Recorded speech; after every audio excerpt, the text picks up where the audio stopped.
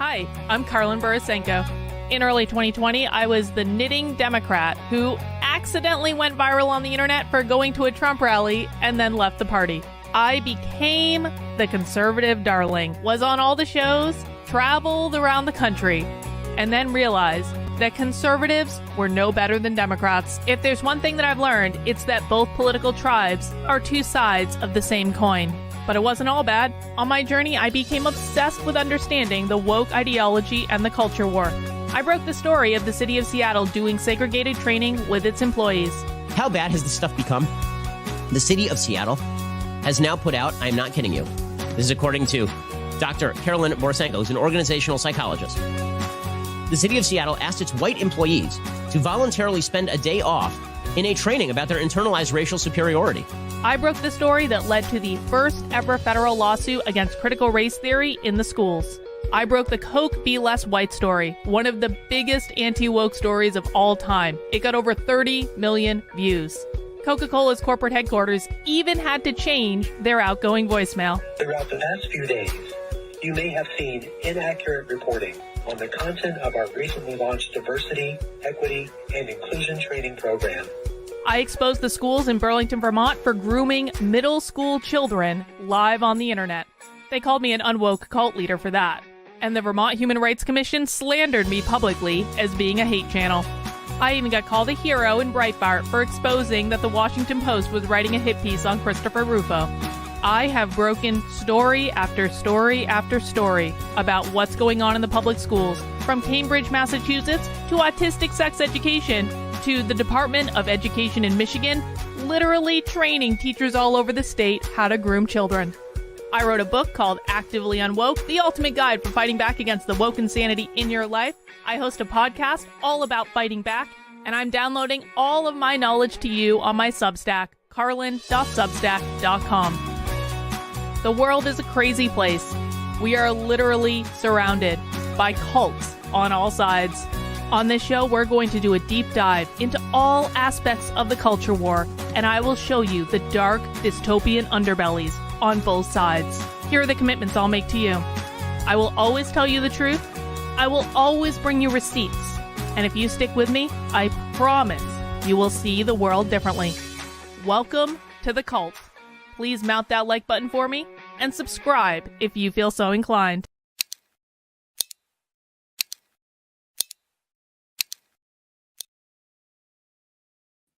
Well, hello, everyone. Happy Thursday. It's Thursday already. We are one day away from happy hour. Can you believe it? Guys, welcome to the cult. This is episode 7. We're really making our way through in this new little show format of mine. And we are returning to something that has been extremely requested today. So I wanted to make sure we got a chance to do it.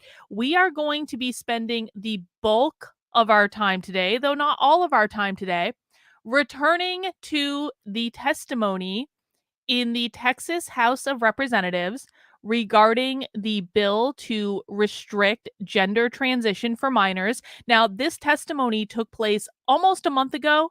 It took place on March 27th of this year, and the bill has moved forward since then. So I think that the bill is basically set at this point, and it's about to become law. It just needs to be basically signed into law. They need to cross the T's and dot the I's and that sort of thing.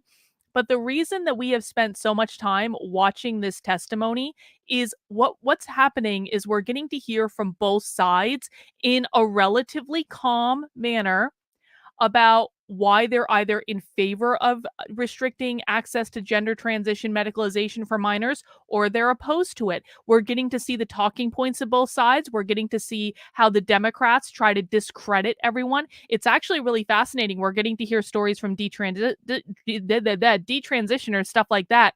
And today, if you guys will humor me, because I know some of you were around when we watched this section of the testimony, but we've had a lot of new subscribers on the channel since then. So what I actually want to do is where we last left off is we were listening to this character, Dr. Colt, the genderdoctor.com. Dr. Colt is, well, a wee bit socialist. maybe not socialist, maybe they're not a socialist. I'm not sure they're a socialist. I don't remember hearing them denounce capitalism, but they are extremely woke. And we started watching Dr. Colt's testimony, and anytime and it's just it's hilarious and fascinating, and there are reactions that I anyway, what I'm trying to say is I want to go back and start from the beginning of Dr. Colt's testimony, because for those who were here and they saw some of it, I was not prepared for what we were going to see. And I feel the need, after my infiltration of the socialist conference this past weekend, I feel like I'm in a more grounded place. I feel like I just want to go back and watch this person's testimony from the beginning to get the full breadth of what it is. And I'm sure some of you wouldn't mind reliving that experience as well, because it's fascinating. It really is. This is gonna be the most entertaining thing you've seen all day. I promise you, promise you, promise you. And then we'll go on, if we have time, and watch other people's testimony as well. We still have a whole bunch of hours to get through in this testimony, so we probably will not finish it up today. Also because we have some other things to do, but this is where we are going to spend the bulk of our time today, is in continuing to watch this testimony in the Texas House. But there's a couple other things I wanna do before we get to that. Now, number one, I just want to do a quick update. So, yesterday I released this article and we talked about it on stream, about this organization in Northampton, Massachusetts, that is offering psychotherapy to trans children starting at 3 years old. And how convenient, because they're not just offering psychotherapy to trans children, adults can also come and get advice on their BDSM relationship, their BDSM polyamorous relationship. Now, I'm not one to judge. Whatever you do in the bedroom is your decision. I don't really care. It makes no difference to me at all. I just think it's a little, well, interesting that they're offering psychotherapy to trans and non-binary 3-year-olds, and then in the same facility with the same therapist, they're also offering counseling on how to have the best BDSM relationship that you can have. You can find that on my Substack, carlin.substack.com. But I have an update on this, okay? So apparently, the folks at Translate Gender were so happy about my coverage of the work that they're doing that they took all of their therapist bios off their website. I think it was, it was a little inconsiderate of the folks at Translate Gender to remove every single bio of every single therapist that they have working in their organization. They just took them off the website. But you know what? I wanted to really help them out, and I wanted to make sure that everyone knew that even though they took the bios off of the website, I'm just trying to help out and be the best person I can be. I took screenshots of all the bios, and you can still find all the bios in the article on the Substack. So, just in case, I just wanted to give you guys that update. Just in case you're looking for the bios, don't worry. I've got it. It's all safe and sound. It's over on Carlin, KARLYN .substack.com, where you will be able to access that information for the foreseeable future. Just being considerate. That's all. But I have another interesting update, actually, because, and this is something I realized last night. So, yesterday, we watched the Project Veritas expose on these gender clinics in New York who are offering trans medicalization for 10-year-olds. And it was funny because I knew I recognized the name of one of those clinics, but I couldn't put my finger on it. I was like, where have I heard this name before? Where have I heard this name before? Guess what? By pure coincidence, a happy accident, if you will, I got literature from one of the organizations that Project Veritas infiltrated. How crazy is that? So I posted this today on the Substack, and I got this literature, by the way, at the Socialist Conference. So what are the odds? Project Veritas is doing reporting about these gender clinics that are servicing minors, particularly they're going undercover and they're trying to get them to offer gender transition medical services for a 10-year-old. And Project Veritas is infiltrating all these clinics in New York. And by pure coincidence, one of the organizations that they infiltrated was also handing out literature at Hampshire College this past weekend at the socialist conference that I was at. I just think that's a really interesting coincidence, don't you? And so you can go if you didn't watch the segment for Project Veritas yesterday. I did cover it on the Cult. You can find it on the Cult Clip channel, which is youtube.com/the-best-cult at the best cult, which is pretty great. I'm pretty excited about that URL. But these are the brochures, and I basically just posted the brochures that I got from this organization just in case, you need help with tucking and or binding. This organization has created some helpful brochures to help you out with that. And on the brochure, it specifically says that this is an organization that is serving the needs of LGBTQ plus young adults aged 13 to 24. And if you've ever wanted to know how to tuck, there are some helpful charts. Now, as being that I don't have the right equipment, I really had a hard time understanding what these instructions were telling me to do. Like, is this like maybe the gentleman in the chat can help me out? Like when you tuck, is it one do you duct tape your balls to your inner thighs? Is that like what I'm seeing on this chart right here? Because it kind of seems, and I'm not even joking about this. Let me make this picture a little bit bigger. You've got the P and the BJ. And what this chart is looking like to me is that you stretch the balls so you can tuck the penis between the leg, and then you duct tape the balls to your stomach. Or I I'm having a really hard time understanding this chart right here. I get the whole penis between the legs. I understand that. But what it like do you really can you really is it possible to pull the balls up like that? Maybe I need to make Victor try this or something. I mean, I'm sure my husband is gonna be thrilled. I'm gonna be like, "Victor, let me tell you what we're doing in bed tonight. I need to do some experimentation. I'm gonna go downstairs. I'm gonna hand Victor this brochure. I'm gonna be like, Victor, I need you to help me understand this brochure. I don't have the equipment."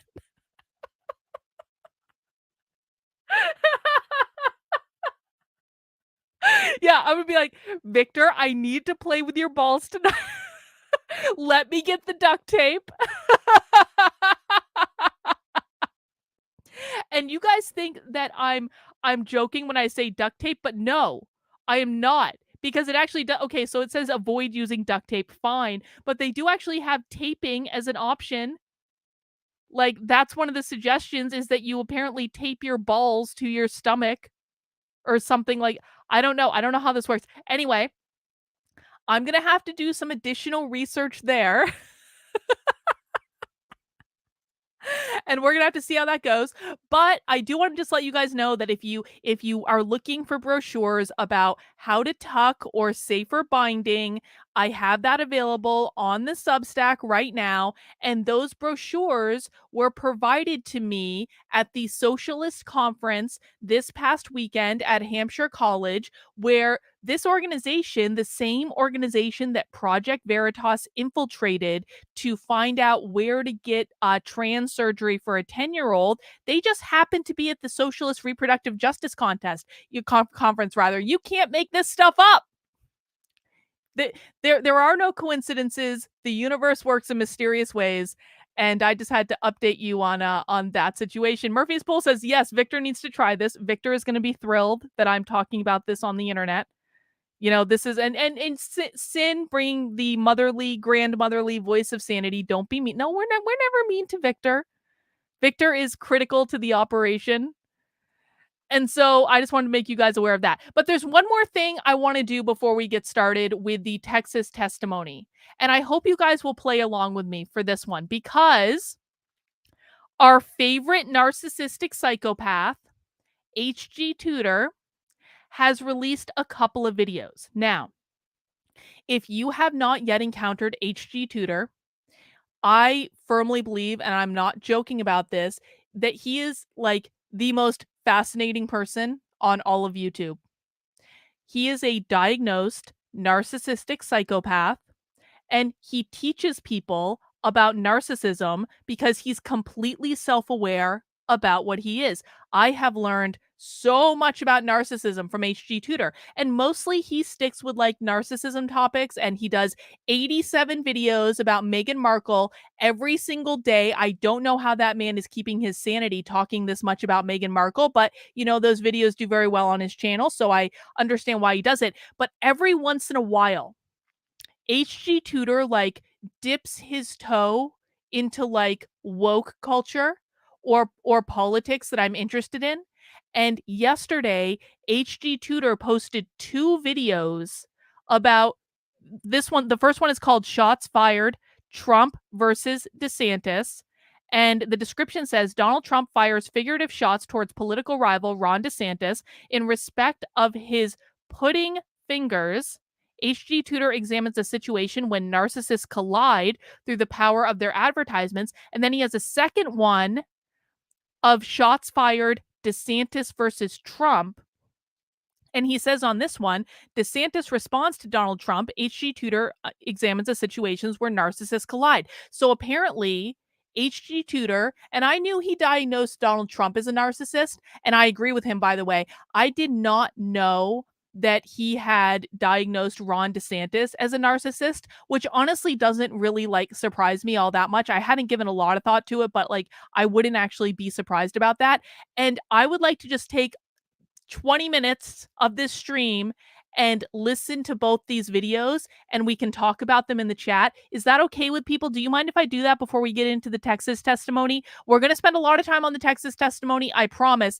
I just think this is going to be very interesting, and I want to hear what HG Tutor has to say about this, because I think that he is very wise when it comes to psychology and analyzing these things. And I just want to hear his take. We know what's coming. We know we're in for Trump DeSantis in 2024. We know there's going to be a battle. And so we might as well start getting used to it. All right, you guys seem to be on board with this. So this is what we're going to start off with today.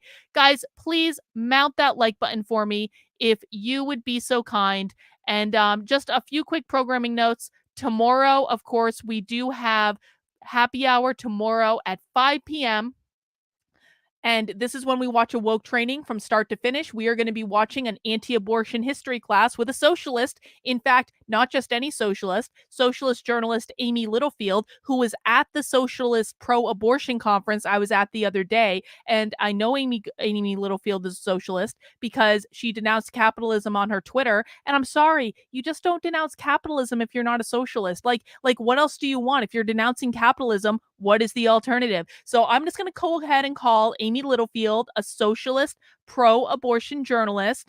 Bot's already in the chat for this one. This is going to be tomorrow at 5 p.m.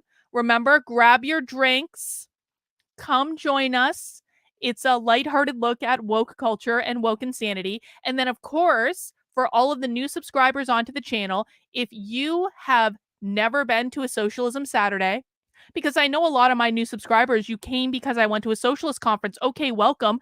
You don't need to wait for me to go to a socialism conference. We watch socialism every single week on this channel on Saturdays at 6 p.m. And just to throw you all into the deep end of socialism, I want to welcome you all to this week's Socialism Saturday. We're going to talk about my favorite socialist topic, which is abolish the biological family, with our favorite Sophie Lewis, who works at the University of Pennsylvania or volunteers at the University of Pennsylvania. She does something at the University of Pennsylvania, which is an Ivy League school, and she is the preeminent advocate for the abolition of the biological family and for having all children via surrogacy. This is real. This is not made up. This woman goes around preaching this stuff all the time. And we're going to watch our fave Sophie Lewis talk about abolishing the biological family on Saturday for Socialism Saturday, starting at 6 p.m. This is just going to throw you into the deep end of the most dystopian topic that you can possibly encounter. And we're going to have a great old time. Get some beers, maybe something stronger if you feel so inclined. Bring a snack. We do this for hours every Saturday because we are a little bit masochistic. All right, guys, that is our programming note. And let's jump in and watch these here videos from HG Tutor. And we are going to be talking about, I want to hear HG Tutor's opinion on Donald Trump and Ron DeSantis. Now, because HG Tutor is a narcissistic psychopath, he doesn't show himself on video because he doesn't he doesn't want people to really know who he is, obviously, because that's how he can be honest. So it's just going to be an audio only thing. The first video is about 12 minutes. The second video is about 20 minutes. And I just want to get the narcissistic psychopath perspective on Trump v. DeSantis and what we all have in for us for the rest of the year. And then once we're done with HG Tutor, we're going to go and watch Texas Testimony. How does that sound to everyone? Mount that like button if that's okay with you. Let's get started.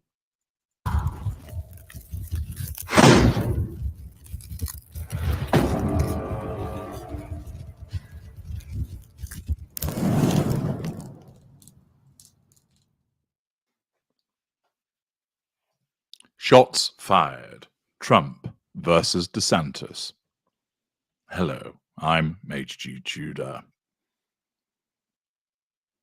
What Many the fuck is people going on with the fingers in the are mouth intrigued in that about thumbnail? a situation where you have some knock-on-knock action, where two narcissists get involved in a smackdown. Oh my.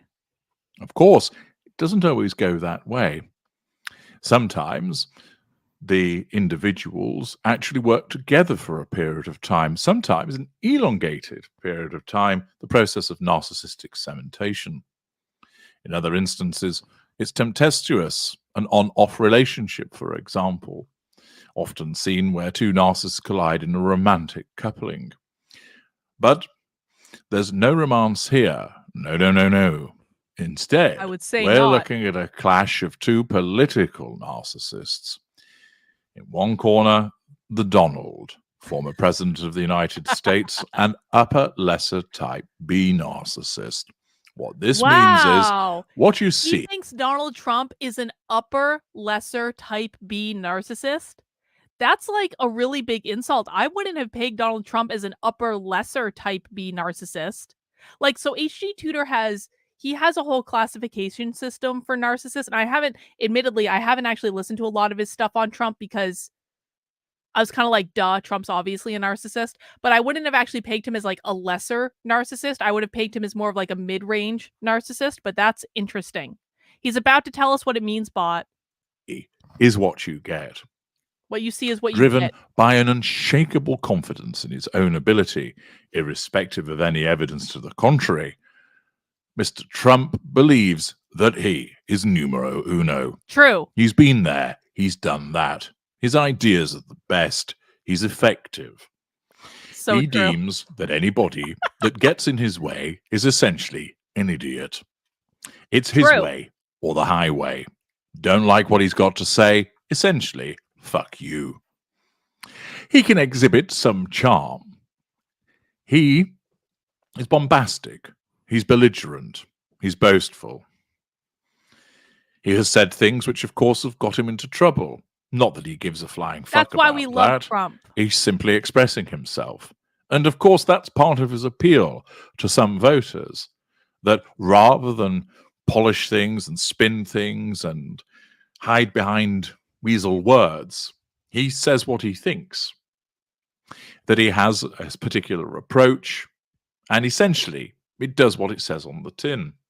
Of course, along the way, he is like that proverbial wrecking ball, causing problems for other people around him, which, of course, then come and chase after him thereafter. His current litigation woes being evidence of that. What causes some people to despise him? Well, I wouldn't say that Trump's current litigation woes are necessarily Trump's fault. I mean, okay, they are Trump's fault in he did commit a campaign finance violation, but the reality is that quite literally every single presidential candidate ever in the history of ever has committed the same or a more egregious campaign finance violation. And the reason they're coming after Trump is because they want to send the message to never do this again to any other outsider. The establishment wants to send the message saying, if you ever do this again, we will come after you for the rest of your life and we will throw you in jail. And if we don't get you for this, we'll get you for the next thing or the next thing or the next thing after that. So, while I do agree that Trump, runs his mouth and that running of his mouth can get him into trouble, I don't necessarily think that there was anything that Trump could have done to prevent, like, every single campaign ever makes campaign finance violations. It's just like the rules are so complex and ridiculous that you almost can't help it. This is part of the reason, by the way, when I did my fake governor campaign, I didn't raise money at all because I'm like, I'm not even dealing with that. Like, I can't, like, no, I'm going to end up getting arrested or something's going to happen with some sort of campaign finance thing that I'm not even paying attention to. So I'm just going to cut that off in the past and I'm going to raise zero money because it's not a real campaign anyway. And so, anyway, I digress. That point I disagree on. Causes others to love him. And he's very much that Marmite character that comes with an upper lesser type B. There are those that don't like the fact that he doesn't come across as particularly statesmanlike. There are others. Hang on. Dixie, our psychic friend Joshua is only on the channel on Tuesdays at 9:30, but you're welcome to go find his channel, which is Joshua the Psychic. And you can find a link from the last episode of Nothing Remotely Controversial. But he'll be back on Tuesday. Don't worry, Joshua's not going anywhere. But this is my channel, and we do stuff without him too. But Joshua just did a stream earlier today about the Menendez brothers, so I would recommend that people check that out. Who love that, seeing him as a refreshing wind of change through the political establishment, and sees him as a lone crusader against those long-term politicos who have a vested interest, and that's why he wanted to drain the swamp. Of course, he's looking for the Republican nomination. Trump is the worst hiring person in the history Democratic of hiring people. He's awful at it. Really nominee bad. Is put forward to try and become president in 2024. Governor Ron DeSantis is looking to become president also. The Republican primary field is taking shape with these two. By the way, if anyone doubts that Ron DeSantis is running for president, he was in New Hampshire last week. And I know Ron DeSantis was in New Hampshire last week because I know people who went to the event that Ron DeSantis was speaking at. So Ron DeSantis is absolutely 100% running for president. You do not come to New Hampshire as an out-of-state politician, what is it, a year and a half out from the election, unless you are running for president. There is no other reason for Ron DeSantis to be in New Hampshire. He is doing the rounds, just like every other politician is doing that is running for president. So Ron DeSantis is 100% running. There is no doubt about it. You can take that to the bank. Hopefuls in the form of Donald Trump and Ron DeSantis. DeSantis, unsurprisingly, is a narcissist also, but he's of a different breed to that of Donald Trump. Upper level. He is upper mid-range, I was meaning right. that he has a more polished approach to matters, that he utilizes charisma more often than Trump, who relies more on a bully boy busting his way through things, which, of course, invariably has proved effective for him. I wonder what H.G. Tudor would say. But with DeSantis, he's seen more as a statesman. He'd be viewed more as utilizing some. Gavin Newsom is absolutely a narcissist. I mean, they all are. But like, I would be interested. I would say Gavin Newsom is. So Trump's a lower. DeSantis is like an upper level, which means like more like advanced narcissist, like smarter, more polished, like he was saying. I think Newsom's going to be like a mid-level narcissist, like a Meghan Markle type of narcissist. That would be my guess. Some polish and some charm, being more smooth in that respect compared to a more rough and ready approach from Mr. Trump. Mr. DeSantis is there that ordinarily he would be more about the schmoozing of individuals and far more likely to utilize spin. Less likely to answer a direct question in the way that Donald Trump does, but also more mindful with a degree of instinctive planning as to what might happen as a consequence of his own actions. I don't think And he's smart therefore, enough to be an with the upper. two of them invariably going to Just an clash, intelligence it thing. is a fascinating situation of two narcissists colliding, upper lesser type B versus upper mid-range. And already the super upper PACs mid-range. supporting That's the what he top said. two Republican presidential hopefuls have opened up a wave of TV attack ads, such as The Way in the United States, as part of a multi-million-dollar attempt to control the political narrative in the early days of an increasingly likely primary matchup. The two groups, MAGA Incorporated, which is backing former President Donald J. Trump, and Never Back Down, supporting Governor Ron DeSantis of Florida, they've already spent over $7.5 million combined. No kidding. I understand that MAGA Inc. has spent exclusively on cable networks, while Never Back Down has targeted states that have traditionally held the party's earliest presidential nominating contest. New Hampshire! According to spokesmen for the two super PACs and data from Ad Impact, an ad tracking firm. So both of these two individuals, of course, need to assert control over the relevant states that hold the nominating contests. By the way, Trump has not been to New Hampshire yet, that I know of. But DeSantis has been here. Vivek Ramaswamy is running all over the place. But no Trump yet.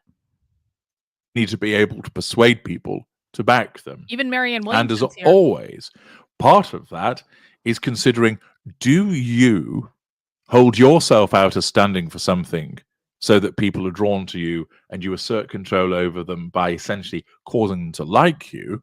Or do you attack your opponent to make your opponent look completely untrustworthy, despicable, so that nobody in their right mind would vote for them, and therefore, by default, they'd be more inclined to vote for you? Either way, the narcissist needs to assert control over those individuals that hold the nominations in their hands. They need to be persuaded. Trump is likely, of course, to go in his usual attack dog style. Trump's of course, been DeSantis belligerent isn't lately. going to hold back either. But with Trump, they have more of an in-your-face method, something I'll be touching on very shortly. Both of these groups reflect the politicians' disparate standings in the party. Mr. Trump, the businessman turned TV star who's led two national political campaigns and announced his third last year, is universally recognized inside the party. And therefore, he will look to leverage that advantage with a broad attack against Mr. DeSantis. HG. Mr. DeSantis, who has all but declared his 2024 candidacy and remains a distant second to Mr. Trump in most public opinion polls, is still going through the introduction of himself Not to voters. really. Well, I guess. Interestingly, a poll by the Republican research firm Signal in Iowa showed 18% of respondents said they'd never even heard of Mr. DeSantis or that they didn't know much about him. That's very surprising. If he opens a presidential campaign as expected in the coming months, his chance Trump's of defeating visiting New Mr. Hampshire Trump next will week. largely depend on his performance in the Thanks for the early update. primary states.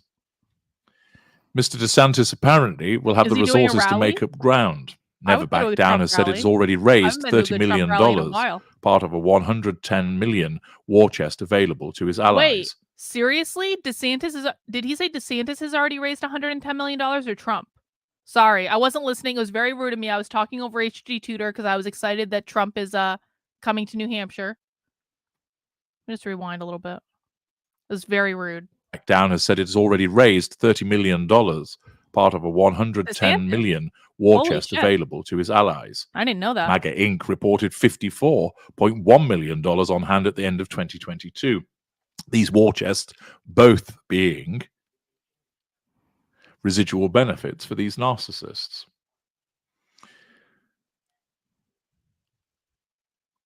What Mr. Trump's organization and backers have done is to fire shots at Mr. DeSantis with a recent advertisement which has attacked DeSantis over his supposed eating habits alongside his policy Trump positions. really wanted to talk. It Are you kidding me? Trump attacked DeSantis over his eating habits. Wasn't Trump the guy who was like taking pictures with like Burger King cheeseburgers or whatever? Come on, Trump. Come on. You can do better than this, Trump. Bad Trump. on CNN and Fox and Newsmax.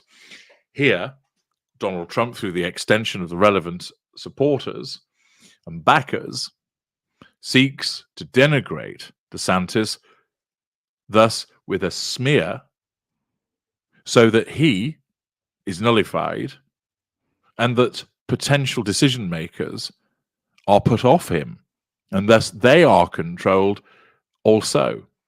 And that's not the gonna work. advertisement, which basically shows an actor tucking into a chocolate pudding with his fingers and with various associated pleasant noises of eating, is clearly aimed to link disgust with DeSantis. Really? And at the same time, it details such as that he's voted to cut Social Security 3 times. Wow. The advertisement accuses Mr. DeSantis of sticking his dirty fingers into senior entitlement programs, referring to his support for changes to Medicare and Social Security when he was a member of Congress.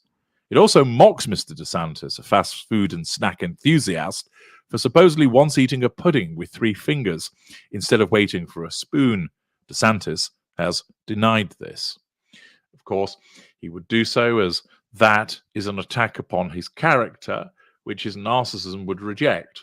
This is the stupidest thing The I've ever heard in advertisement my life. states Ron DeSantis loves sticking his fingers where they don't belong. And we're not just talking about pudding. A useful smear, if anything. The narrator states this as an anonymous man in a suit sloppily eats pudding with his hands. DeSantis has his dirty fingers all over senior entitlements, like cutting Medicare, slashing Social Security. Oh God, please let this be a preview of what we're going to hear in the debates. Please let this be a preview. Please let Trump and DeSantis get into a debate fight over fast food and who has the worst eating habits. Come on. I am not as psychic as Joshua Dixie because Joshua is the professional, but I do have some game. Even raising the retirement age. No punches being pulled in that early smear attack upon him, putting him down, suggesting that he is both disgusting in his eating habits and disgusting with regard to his dirty fingers being all over certain senior entitlements in an attempt to sway those voters to not support him and support Mr. Trump instead. True, Andrew. Such an advertisement would be typical of the style of Mr. Trump, basically getting straight into your opponent, gouging the eyes and kneeing him in the bollocks. Queensberry rules won't apply. And therefore, it is indicative of the way that Donald Trump's narcissism would guide the style of his campaign, entirely commensurate with that non-facade utilizing upper lesser type B. But DeSantis hasn't, of course, lain down. And in a forthcoming video, you'll see how he fires shots back at Donald Trump. Join me there. All right, so that is our first video analysis from HG Tutor. Now, if you've just joined us, we are watching this. We're going to be getting into the Texas testimony in a second. Sit tight, but we are watching a narcissistic psychopath discuss the Trump v. DeSantis early presidential competition. And this is just going to be a couple minutes. I'm just curious about what he has to say about it. And so thank you for bearing with me. I do appreciate it. Angel Eyes says, just out in New Hampshire, Trump 51%, DeSantis 18, Sununu is at 10. Chris Sununu is, if Chris Sununu is dumb enough to run for president in 2024, he is going to lose New Hampshire. I promise you, he is going to lose New Hampshire. It is one of the dumbest decisions that Chris Sununu has ever made to run for president in 2024. He is going to lose New Hampshire. Someone clip this right now and replay it in next February after Sununu completely loses the primary. But guys, We do have another one, the follow-up video, because apparently, according to HG Tutor, DeSantis has responded to Trump. So let's hear what happened. And then once we're done this, we're going to get into the Texas testimony. Thank you for bearing with me.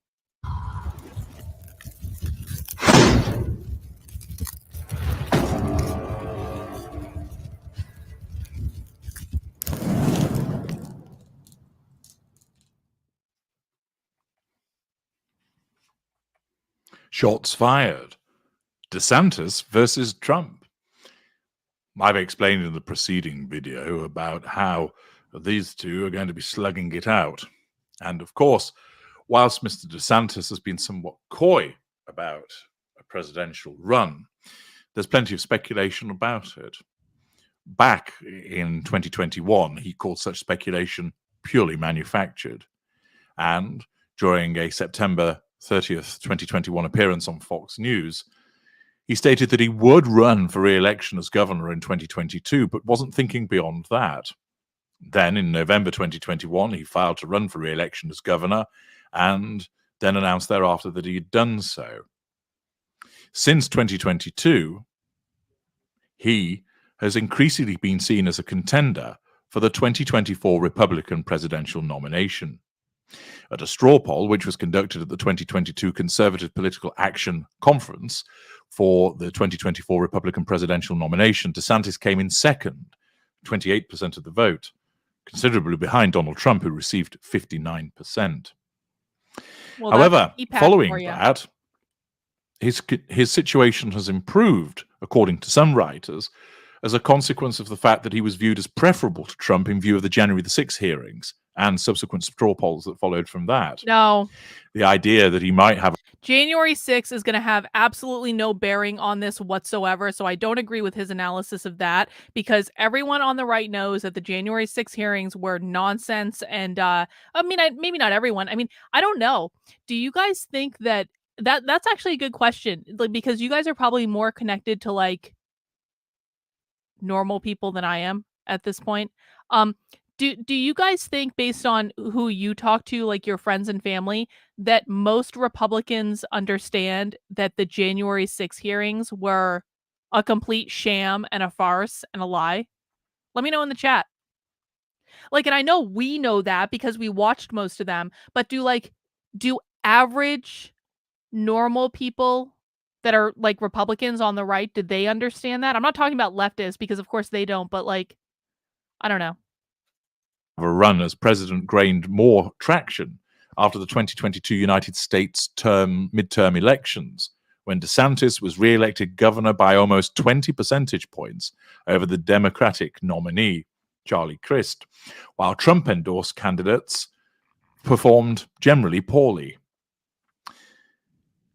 This has increased speculation, and indeed, he has been fighting back against criticism about himself by Donald Trump with his own advertisements. The advertisement that Trump's campaign had paid for criticized DeSantis with regard to him putting his dirty pudding fingers where they weren't wanted. This, of course, being a direct attack upon him and smearing him to the decision makers that would have a hand in deciding. Hang on, I'm interrupting HG Tutor again. It's very rude. Is this Murphy's Pool? Are you effing? Who is this?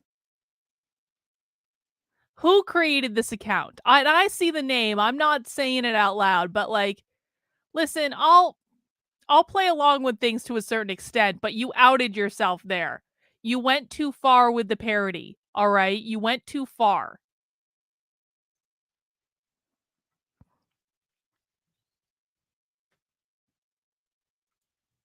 Who is the Republican nominee is a direct threat to his control. And naturally, his own narcissism needs to nullify it. You're not going to get a burst of ignited fury in the way that you would see Donald Trump being aggressive and issuing, "You're a disgrace, that's fake news." DeSantis is more polished, commensurate with an individual that had been in the forces, and of course, as somebody that attended university. Furthermore, an individual that at that earlier stages in his life, that he attended Yale studying history, and then he went to Harvard Law School. All of this adds Ed to the type of confirmed. narcissist that he is in terms of the way that he functions with polish. But he's not, of course, going to be slow about fighting back against Donald Trump. Whilst Trump's advertisement was very much a case of criticizing him for the way that he purportedly eats, and then linking that in the minds of voters to the things that he's dabbled in and stuck his dirty pudding fingers into, quite the image. Instead, there's an alternative approach that's adopted by DeSantis, which is more in keeping with his style of narcissism. The advertisement that ran from his supporters began by explaining that Democrats are attacking Donald Trump. So why is he spending millions attacking the Republican governor of Florida, attempting to smear You know what? Donald Trump for suggesting that he's traitorous? That is actually a really brilliant strategy, because Republicans, as a general rule, are very, very, very like conflict averse, and Republicans love, and no offense, I'm not talking about you personally, everyone in the chat, everyone watching right now, I'm not talking about you personally. I'm making a generalization because that is what I have to do on the internet. When I'm talking about large groups of people, we have to generalize. It's the way it goes. Republicans are extremely conflict averse, and they love nothing more than complaining about infighting. Why are you attacking them? Why aren't you attacking the left? So that was actually a really good strategy on the part of DeSantis to go, Trump, all of these Democrats are attacking you. So why are you spending money, Trump, attacking me? Why are you spending money attacking a fellow Republican? I'm not even in the race yet, Trump. So that was a good move on the part of DeSantis. Steven, good to see you, and I've been appreciating your comments over on Substack. Did you hear that DeSantis won't go on Megyn Kelly's show? She's called him out as being scared to be interviewed by her. Isn't that interesting? Because, so Trump and Megyn Kelly obviously don't get along. They have a little bit of a history. But isn't that interesting? I didn't know that Ron DeSantis wouldn't go on Megyn Kelly's show. Ron DeSantis, for me, just so you guys know, and I don't really care. I'm not going to vote for Trump or DeSantis, so it doesn't really make a difference to me. But I feel like DeSantis has gotten so corporate. I don't know if it's going to work in his favor, because again, the reason that Republicans like Trump is that Trump isn't corporate. Trump is brash and bullish and says things off the cuff, and he has trading cards, and Trump's trading cards sold out for like millions of dollars he made off of those damn trading cards, which were so stupid. And it's but Trump has that more kind of salt of the earth. He eats McDonald's. He's their people, sort of thing. DeSantis is way too polished for the Republican base. He's going to reek of corporate. He's going to reek of establishment. He's going to reek of superiority, elitism, all of the things that normal Republicans hate. Now, they like DeSantis because he stuck to his guns in Florida, and he basically tells the media to F off every once in a while. And so they really do like him for that. But I can't see DeSantis winning if he's going to be the elitist, snobby, oh, I'm so much better than you because I went to Harvard and Yale. I can't see that winning in the Republican primary. And I say this is not actually having a team, because like I said, I wouldn't vote for either Trump or DeSantis for president. And that's I'm 99% not going to change my mind on that. Sorry to disappoint anyone. But I just think that the contest between the two of them is interesting. Jen says, especially with Disney lately, I have to wonder how much Disney is going to hurt DeSantis. I still think this Disney thing is going to come back to bite DeSantis in the ass. I really do. I've said it from the very beginning. He's starting an unnecessary feud when he's obviously running for president, and he's starting that feud with a really large, really influential company. And I don't think he's actually going to win this one in the long run. Not right now, he's winning in the short term, but he's not going to win in the long run. Anyway, guys, let's wrap this up, and we're going to get into the Texas testimony as soon as we're done hearing the analysis of a narcissistic psychopath on Trump versus DeSantis. Turning on one of his own, that he's under attack from Democrats. Why not turn around and fight against them? Why not turn around and criticize them? Why are you criticizing one of your own? This is an attempt to suggest, of course, in the mind of the relevant voters, that Donald Trump might be afraid of Mr. DeSantis because he's a real candidate. Believe me, Donald Trump isn't. He would be dismissive of any such suggestion. But DeSantis' team want to create that idea amongst voters that Donald Trump has something to worry about, and that he sees that DeSantis is gaining in popularity, that he's seen as a cleaner candidate, which, of course, may well be something of an oxymoron when it comes to anybody involved in politics. Something's going to And come out thus, about the attempt is DeSantis. to smear Donald Trump by saying he's a done traitor. something. Look, he's attacking one of his own. Mm-hmm. He goes on to state that Trump's stealing pages from the Biden-Pelosi playbook. Oh, God. And therefore, there's an attempt to associate, by smearing Donald Trump further, that he is linked with President Biden and Nancy Pelosi, who, of course, for most Republicans, represent disliked, perhaps even hated political figures. And to suggest to them that Trump is behaving similar to those individuals is an attempt to discount him and suggest he's not somebody that you can rely upon. They then follow up by saying that he repeats lies about Social Security. What is interesting about the advertisements, both of them, it relies upon triple alliteration. I've explained in other materials that the human brain is designed to sit up and take notice of things that take place in threes. Nobody knows why this is, but research that's been undertaken demonstrates that human beings pay greater attention to things in threes. So, for example, a survey that was done of Hansard, which records speeches in the British Parliament, noted that speeches where people use triple alliteration, big bouncing bombs, received more awareness, recall, and recognition than somebody just saying big bombs. Double alliteration wasn't as effective. And I have utilized this technique in some of the materials that I've created for you to help you deal with narcissists. But that's an aside. The point is here that both campaigns are evidently aware of the power of the triple effect. Trump utilized it in his advertisement, and it's being utilized by DeSantis here as part of the smearing. Smear 1. Why is Trump attacking one of his own? Smear 2.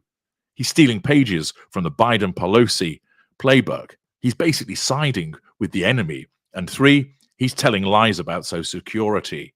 Can you trust this man, is the suggestion. And then it follows up with, here's the truth from Governor Ron DeSantis, who basically says we're not going to mess with Social Security. Well, that's all right then. It then advises that Trump should fight Democrats and not lie about Governor DeSantis. It's attempting to show that DeSantis is a reliable man, that it caters to his facade of, you can trust me. I'm good at what I do, and I'm honest, and I'm dependable, which is part of his upper mid-range facade. Upper mid-rangers invariably utilize a facade of superiority. With DeSantis, his superiority rests on, I'm better than the other candidates, but also I'm better in the sense that I'm more reliable, trustworthy, and a man of my word. I'm not Mr. Pudding Fingers, and the point is, I don't behave like him over there, who attacks me unnecessarily, follows the Pelosi-Biden playbook, and is a liar. Accordingly, we see an interesting difference in the style of these attacks as both candidates fire shots across one another. As it continues, we will see repeated instances of when these two narcissists collide, and it'll be interesting to see how they both continue to try and seek to persuade others to come under their control while seeking to nullify the attacks that will continue from one another.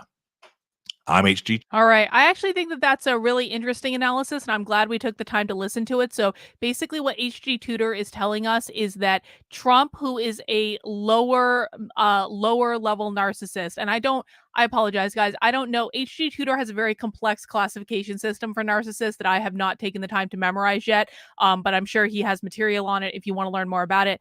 And so what he's saying is that, like, Trump is a lower level narcissist and DeSantis is an upper mid-range narcissist. So with Trump, you're going to see more like brashness, more like, attacks, more like, belligerence, but DeSantis is going to fight back, but he's going to do it in like a more polished, a little bit more, I'm not going to say covert, but I can't think of a better word. Like a little bit more of like a polished way where he's always going to try to maintain that air of superiority and elitism. And I just think that this is something we should be watching for. I think that observing the behavior of these candidates is going to be one of the more interesting parts of the presidential campaign this time around. Measured, yes, tinged, thank you. Like, it's going to come across as more measured, even though DeSantis is one vindictive son of a bitch. You know that, right? We all know what DeSantis did to Disney was vindictive and spiteful, but he's not going to be as brash and kind of belligerent in his speech and his presentation as Trump. He's always going to maintain that air of superiority and elitism, and I am great and I am polished and I am the adult in the room and all of these things, but he is one vindictive son of a bitch, and never ever ever ever ever ever doubt it. So it'll be interesting to see what happens with this. All right, guys, I want to thank you for humoring me with that little aside. Let's get into the main show for today, which is we are watching testimony from the Texas House of Representatives. We have been slowly but surely making our way through this testimony. And if you have not watched this testimony before, welcome. You're in for quite a treat today. Where's my... Oh, there it is. Yay. You're in for a treat because we're going to go back and we're going to start. We have already watched some of this person's testimony, but I want to go back to the beginning now that I've been prepared by the Socialist Conference for this type of human being. And this is a person who runs a website called The Gender Doctor. The testimony we're going to start with is a trans, two-spirit, non-binary, every buzzword that you could possibly want. They're both a psychologist and a medical doctor, and they're coming to testify against the bill in Texas to restrict trans medical care for minors. Now, one of the benefits of watching this testimony is we're going to hear from both sides. We're going to hear from the pro restricting gender transition testimony for minors and the con restricting gender transition for minors. And this person is a character. If you weren't here for the last round of testimony, you're in for a treat. And just so people know the status of the bill is basically kind of like a done deal right now. It's already passed, except it hasn't been signed. And so we're watching testimony from a month ago, so it's a little bit just a tiny bit older, but there was like 13 hours of testimony to get through, and we just didn't get through all of it before the bill kind of moved forward. So yay, the bill is moving forward. I think it's probably going to be signed. But now we're going back and listening to what they had to say about it. So let's dig in. Other questions, members? Thank you. Chair calls Colt Sant Armando or Sant Armand. Colt Sant Armand. And I apologize, I can't put captions on because I don't have it. But you can Chair probably do calls automated Joe captions on the Virgo. YouTube. Joe Virgo. Wait, where's Dr. Colt?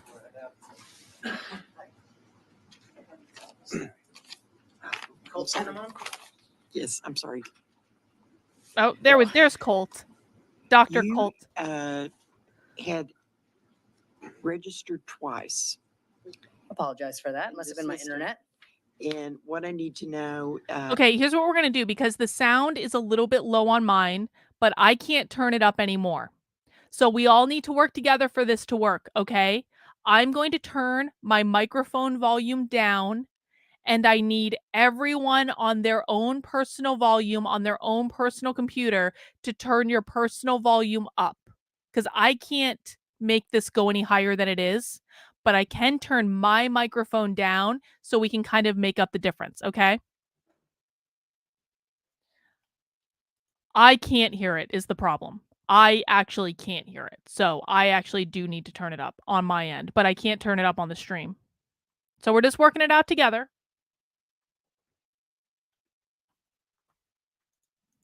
Is which address would you like to All use? right, The how one does on that sound? Wynwood or 20th? Winwood.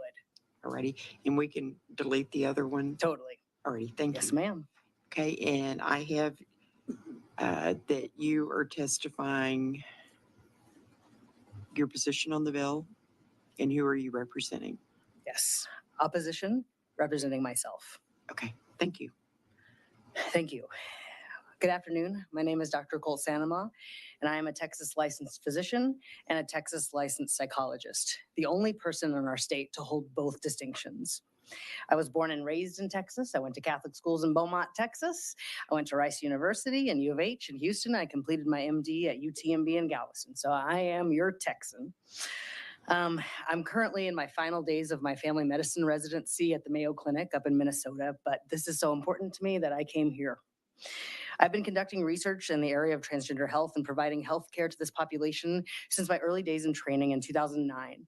My dissertation is the first study in Texas to demonstrate the positive mental health benefits of hormone therapy using a longitudinal and controlled design. I am representing myself and my Hang on. As I have explained, yes, we did listen to this one, but I want to go back and listen to it again because I was not prepared for this one the first time. And what I mean when I say not prepared is it was way more crazy than I thought it was going to be. So if you've already seen it, I apologize, but there are some new people on the channel, and I really want to make sure people see this one because it's insane. This is the type of person that we need to prepare to encounter when we're fighting back against the woke left. Here's the thing. Because like when like you cannot when you're dealing with the woke left, like true believers on the woke left, you have to prepare yourself to not encounter any logical train of thought. It is purely an emotional driven thing. And so by watching how they operate kind of when they're questioned and when they're pushed back on, that's when we can start to prepare for when we encounter these people in the wild and how we're going to deal with them. strong opposition to this bill. In fact, it's because of bills like these that I made the decision not to return home to Texas to practice. A theme that keeps coming up in our legislature bills that is to restrict and to deny rights to my people, from bathrooms to sports My and now healthcare. people. I'm here because of the harms this bill has already caused and will cause in the This future. person's also a should it narcissist, pass. by the way. As part of my testimony, I have 18 empirical peer-reviewed research studies that demonstrate positive health effects in healthcare in this population. Time and time again, you'll review the findings of improved quality of life, body image, depressive and anxiety symptoms, and decreases in suicidality. As the committee is well aware, this community is at high risk for suicide. So why would you want to ban life-saving treatments in my community? Because that's what the bill clearly communicates. What do you want me to tell my patients when they ask me why you don't want them to have health care? You're going to be I feel practicing in very confident Minnesota, in the treatment so you're not guidelines going to and the be standard there. of medical care that exists to guide our intentional and careful assessment and treatment of transgender adolescents and adults. We've had guidelines since the late 1970s, which continue to be updated based on the most recent research, as with all medical care. These guidelines exist to make sure that youth and families are protected. The standard of care for adolescent healthcare is interdisciplinary in its nature. There are multiple team members that work with each family to determine the best treatment recommendations based on each individual case. And as with all medical treatments, risk and benefits are clearly communicated and reviewed with parents and youth to make informed decisions. Physicians should know that low quality evidence is not the colloquial low quality term. There's an actual standard that is set. And if it's an observational study, it won't get any higher than low quality evidence because of the nature of the design of the study. Doesn't mean it's a poor study, doesn't mean it's a bad study. Things that we do routinely in medical care, like Tamiflu, vitamin D, Aricept for dementia, and statins are all based on low quality evidence, but they are the standard of care, and you're not trying to ban those. I understand and I share the common concern that we need to protect young people from receiving treatments that they do not need, that are not medically necessary. However, a complete and total ban on care that some Texas adolescents actually do need is not only unethical, but unconscionable. My question for y'all is, how do we work together to protect the adolescents who really do need this treatment, as well as those who do not? Thank you. We never finished it last time, so we're starting from the start because I want more Johnson, people to thank see you so it. much.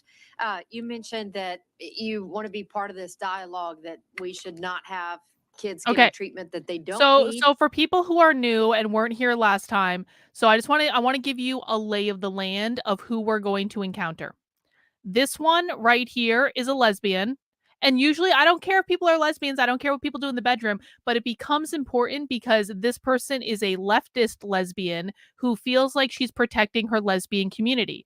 This one over here is also a lesbian who is also a leftist who also feels like she is having to protect the LGBTQ plus IA2 spirit, whatever community. Okay. So this person here is going to be an opponent of the bill. This person right here is going to be an opponent of the bill. This person right here is a based conservative who thinks that trans care for minors is child abuse, and this guy right here is the sponsor of the bill, and he's also an anesthesiologist. So the person testifying right now, legit narcissist. Like, I mean, and you're gonna see the narcissism come through in the testimony. It's really quite something. But this person is a resident. This person's not even an official doctor yet.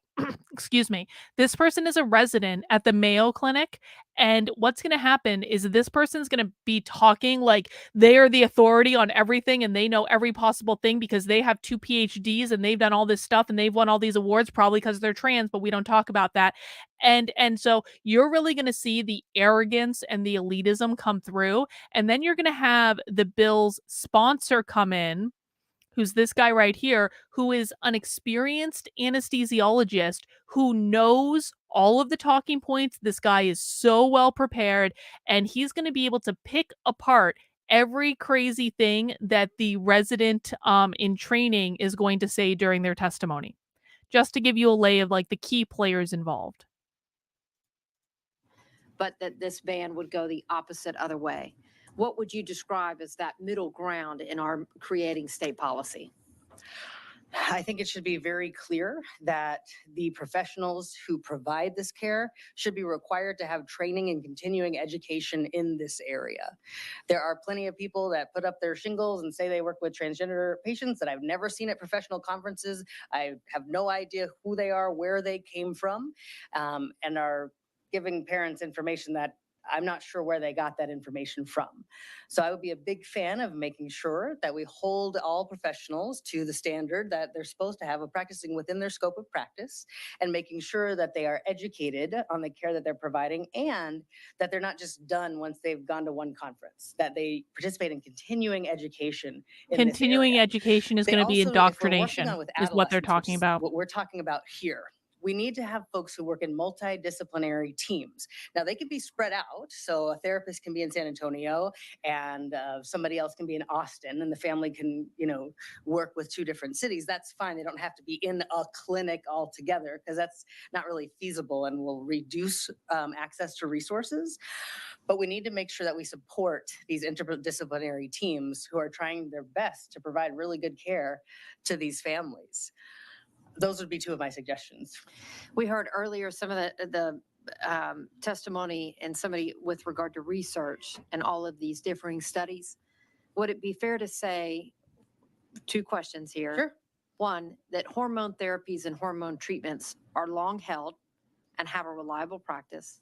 Yet where we are now with gender dysphoria, we again may be in the beginning of a stage of medical practice where we may continue to see evolution, and we should be part of a science-based study in that area. I definitely think we should continue the research. It's been done since the 1990s, so it's not brand new compared to a lot of medical treatments that we have these days. It's actually quite old, even with transgender patients. And so we do have over 30 years of documented research. So sometimes people say, oh, this is brand new.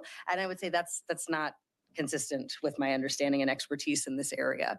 So I do think we definitely need to continue studying. The challenge is, where's the funding going to come from? I've had to piece together all sorts of different funding because nobody really wanted to support this research. And so I am I'm poor and not sure I abused can count because on my no state one to will give me fund my funding for it. research. You know what I mean? So if we're really invested, if we really want to do the study, then we need to front the funds in order to support this as well, if we're really that concerned. And what about the issue of puberty blockers or hormone treatment? What would you say to that? What's the specific question, Representative? So is the practice of puberty blockers or hormone treatment, we've heard about things like precocious puberty. Does the medical profession apply? And even in this bill, we know that those treatments will be available to some, but not to those that identify as transgender. What's your take on that? It's clearly discrimination. We're treating one group with the same No. medications that we're not treating the other group with. And again, we have research since the One group actually needs those medications. For the other group, it's a nice to have elective. 1990s on pubertal suppression. We're having more and more data come out. So over 10 studies in the last 3 years to support the practice of pubertal suppression. So the idea that only some people should be able to have access to treatments, but not the transgender people, for me is clearly discrimination. And if you're saying, oh, well, I'm going to argue, no, it's not. Well, I'll tell you, it sure feels that way. Huh. Let me also ask earlier. Okay, breaking news. Just so you guys are not surprised, I am being attacked. This has nothing to do with this. This is Murphy's Pool. I freaking knew this was Murphy's Pool. I knew this was Murphy's Pool. This Dixie person. Hang on, my computer's slowing down now. My computer's slowing down because I am being attacked on Twitter by Stephen King fans. I besmirched. So here's what happened. Too long didn't read. Side note. Stephen King still has on Twitter a blue check mark. Now, Elon Musk took all of the blue check marks away from all of the people who did not pay him money today. So now we've got all sorts of naked blue checks running around. They lost their blue checks. They don't know what to do. Except that Stephen King kept his blue check mark. And then Stephen King tweeted out, I still have a blue check, and Twitter is saying that I paid money for this and verified my phone number, but I did not pay money for this or verify my phone number. And I happened to see it, the very second that he tweeted it. And I instantly responded. I said, Steven, you absolutely paid for that blue check. Come on. Stephen King is quite literally paying Elon Musk $8 and then pretending that he didn't pay Elon Musk $8 for Twitter clout. And I was like, this is the most Twitter thing that has ever happened in the history of Twitter, where fucking Stephen King has obviously and clearly paid for a blue check because he still has his blue check. And if you click on it, it says he's subscribed to Twitter Blue and verified his phone number. And he's obviously paid for it. But Stephen King right now is pretending that Elon Musk is forcing him to have a blue check mark against his will. And so I instantly responded. I was like, you paid $8 for that check mark. Anyway, my Twitter feed, I just checked it for the first time since we started this stream. My Twitter feed is now filled with Stephen King supporters.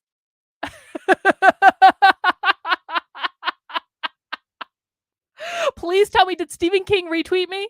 Oh my God. It would be effing the most amazing thing that has ever happened in the history of ever if Stephen King retweeted me. Oh, they're all saying, she got ratioed. I don't care if you guys ratio me. Oh my God. Oh my God. Anyway, that's what's going on my Twitter today. How are you guys doing? Let's keep going with this testimony. I'm paying attention, I promise. We heard testimony from Libby's father. And Libby's father talked about Libby starting to get to a point of having trouble sleeping with fear that Libby's body was going to begin to change. And I've heard my colleagues say, why don't we just keep up mental health treatment until people get to 18?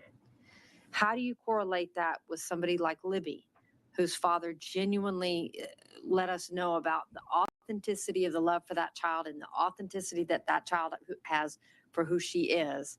How do you balance that concept of just give mental health treatment until 18 with somebody who is actively already identifying that puberty is not going to be okay for them.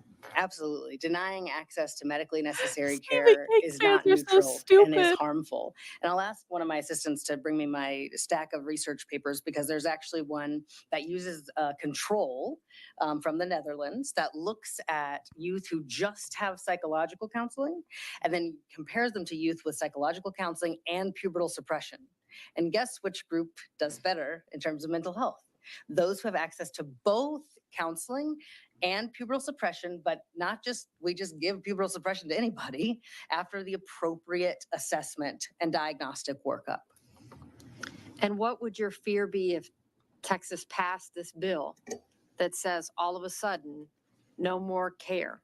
What would we do about those population of children who are already receiving care here in Texas? Yes, we'll continue to see the development of many folks' mental health, and so the deterioration. So I've already seen this, and I'm openly transgender myself, and I have access to community, and so I see as both a professional my own patients, and then as a member of my own community. So I have both insights, if you will, personal and professional expertise. And what I see is folks have been so scared already, just that we're debating if they could even access care in their home. And so I know many families who have already moved out of state preemptively. And y'all know moving out of state is not an easy task. And also, these are families who have means. So we are going to disproportionately impact folks who don't have money to just leave the state. And that's going to impact Black and brown folks more, disabled folks more, folks who can't just get up and move. And so we're going to be harming already vulnerable populations, but even more folks with several disparities already.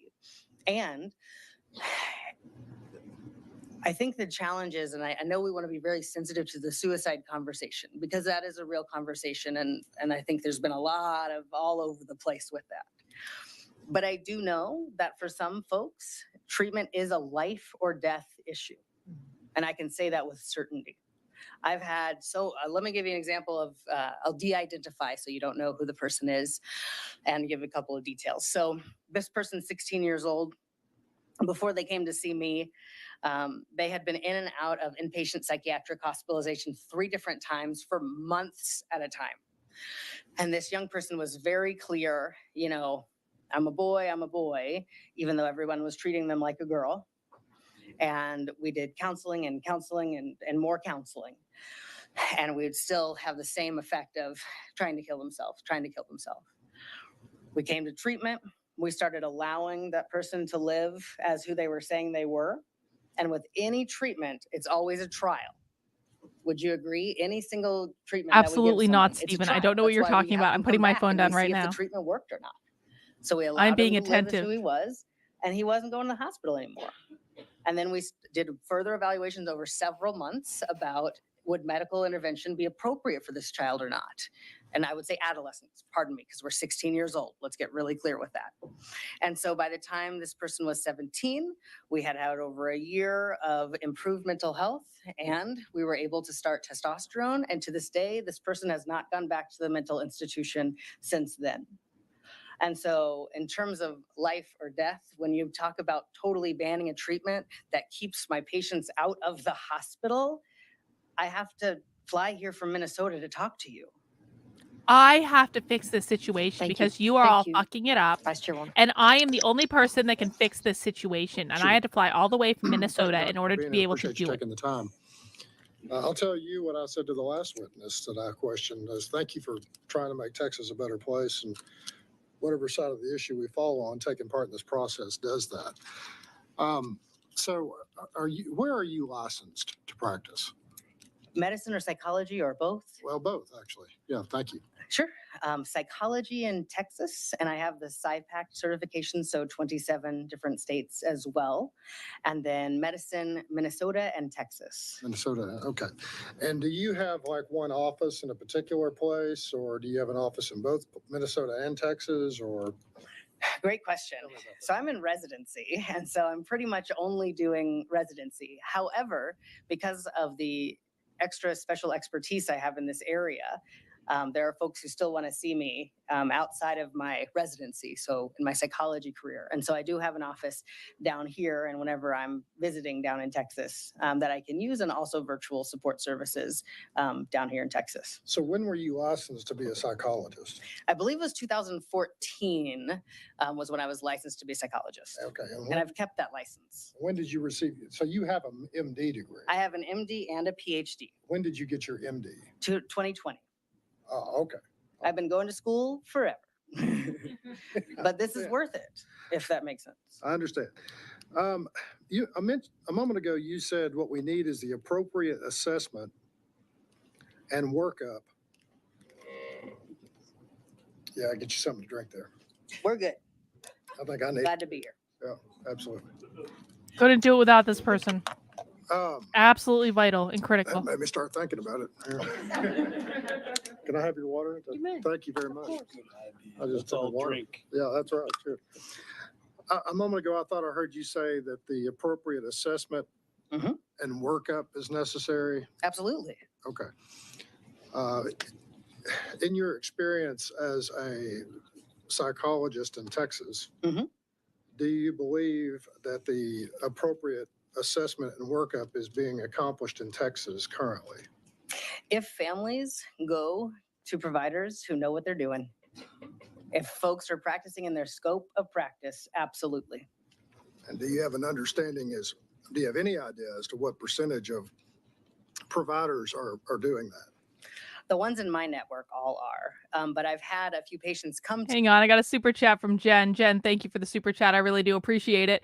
Dr. K, I have a question. Is someone who has been on Prozac and lithium as a minor, having gone through those tendencies, if you know what I mean, why not those before hormones or surgeries? Well, okay, so this is not an area where I have expertise. I am a psychologist, but I'm an industrial organizational psychologist. So I don't do clinical work. I don't do like medication. I don't do any of that stuff. I have no expertise in this area, but I do actually have an answer for your question still, Jen, because the reason that they don't try other treatments to fix the mental health problems that might lead to children wanting to transition their gender is because the goal, remember, every single thing that the woke left does is to achieve one of 4 goals: gain as much power as possible, destabilize the system, attack capitalism, usher in a Marxist utopia. Any time that they're doing anything, but particularly when they are doing something that seems really, really, really nonsensical, you have to remember that their primary goals always and forever, no matter what they say, is gain as much power as possible, destabilize the system, attack capitalism, usher in a Marxist utopia. When you look at things through that frame, you will understand why they're doing what they're doing. Now let's apply that to this. Having gone through those tendencies before, why not try things like lithium or Prozac or antidepressants or other types of medication designed to help treat and manage mental health problems? Why wouldn't you do that before you start cutting off the body parts and making permanent medical decisions that are going to impact these kids for the rest of their lives? The reason is that the goal is to destabilize the system. That's what they're doing. When you are creating an entire class of people that have been permanently medicalized and possibly sterilized when they are in high school, and we're talking about probably hundreds of thousands of people this is happening to, if not more. You're doing that to destabilize the system. This is also part of what they want to do in terms of abolishing the biological family. So the goal, remember, the goal is not to help these kids. The goal is not to get rid of mental health problems. The goal is to exacerbate mental health problems. They want to make the problem worse, because the worse they makes the problem, the more power they have, the more the system is destabilized, which sets them up to attack capitalism. And once they attack capitalism, they're going to have to provide an alternative. And you know what that alternative is? It is ushering in their Marxist utopia. That's why they're doing it. I appreciate the super chat and the question. To me and tell me about people who have told them these other things. And then I get that corrected and I report those folks to their boards. Okay. If you don't mind me asking, I think a moment ago you volunteered that you transitioned yourself. Yes, sir. How old were you when you began the process? Sure. So informally, because I was born in 83 and then lived in Beaumont, we had no information. So I started living as a boy. Gosh, as soon as I told my mom I didn't want short hair, but it wasn't formally so. I had a bowl cut from probably like, mom can bring pictures, 4, 5, or 6 years of age up until 6th grade. And pretty much everywhere people who didn't know me would assume that I was a boy and I wouldn't correct them. And so I would say I kind of made my own way. I made my own social transition the best I could. And being a tomboy is a lot easier than being a boy who wants to wear a dress. So let's just talk about how I had a lot of privilege and a lot of good experience. Very because privileged. we allow so much more room for girls to act like boys or whatever we want to call it. Very so let's privileged. call that what it is. So I was, treated well. People were like, "Oh, you're androgynous." Okay. I went to Catholic schools. They didn't make, I wasn't going to wear the skirt. I was not going to do it. So my mom went to talk to the principal and was like, "Look, I really want to go to Catholic schools. This is really important to us. Like, what are we going to do?" And she said, "As long as you use that same material," and I'll tell y'all, it was the ugliest plaid. I love you, St. Anne's, but it was the ugliest red and black plaid in the world. But so instead of my little jumper, my mom, thank goodness for her, she knows how to sew. She has a sewing machine. And so she made overalls. And so I got to wear overalls to school and go as myself in Beaumont, Texas in the late 80s, early 90s. And I wasn't bullied. Did you ever go through a time where you went through, you had puberty blockers or some? Oh, great question. In terms of my medical transition. Okay, so that was my beginning social transition. But then when I was 12, it started to become really clear that people were kind of wondering about me. And are you gay or not? And in my faith belief, that was wrong. And so I was just like, no, I'm not gay, but I don't feel like I'm a girl, but I don't have words for this. And so I just tried my very best to live as a girl. I grew my hair out really long. I tried to date boys in high school, do all those things, but that did not work at all. You can only be what you're not for so long of a period of time. And so there wasn't pubertal suppression available. And in fact, the closest experts in care for transgender people were in Galveston, Texas. There wasn't anything in our medical center, our biggest area, our hugest area in the whole state. Our medical center had nothing in Houston. And so I had to drive from Houston to Galveston, Texas for care and received hormone treatment there. And just so you know, I don't talk about my genitals in these public spaces, so I will not be answering questions about my genitals. I won't be asking any about your genitals. You'd be surprised. People do. And I just want to clearly communicate. I will not do that to you. I just want to clearly communicate. So, no, thank you. So how old were you when that started? Let's see. I was 23 when I learned what transgender was and was like, oh, got it. Because at first I was like 21, 22, and I was like, oh, I'm a lesbian because, I like women. But then I learned other lesbians didn't want to be men. I was like, oh, crud. I guess that's not it. And so then I met a transgender person, and we call this phenomenon mirroring. I saw myself in someone in a way that I had never seen myself before. Okay. Now, a moment ago, you were talking about, and I'm sorry for jumping around, but it's getting late. You're all right. You've been doing your job. Matt and clean up. With regard to suicide, sure, you talked about a real conversation. I would love that.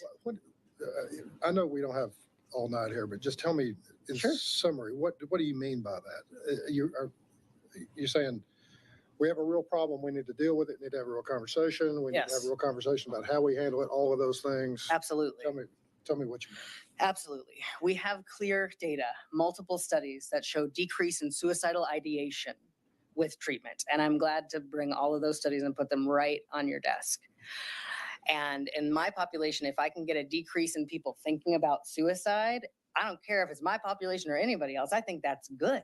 I think that is good treatment. And I want to make sure that I have the ability to prescribe and have folks access that. Do you have those with you? Yes. And my friend should be coming with that at any time. It's in my backpack. All of the studies, please, that I've clearly labeled, and they called me and I didn't get them because I was running in here too fast. So yes, I will bring those out. So we have clear data. I think the other part of the puzzle is I never had suicidal ideation myself. And so I was like, well, I didn't. Why am I different? And I'll tell you why.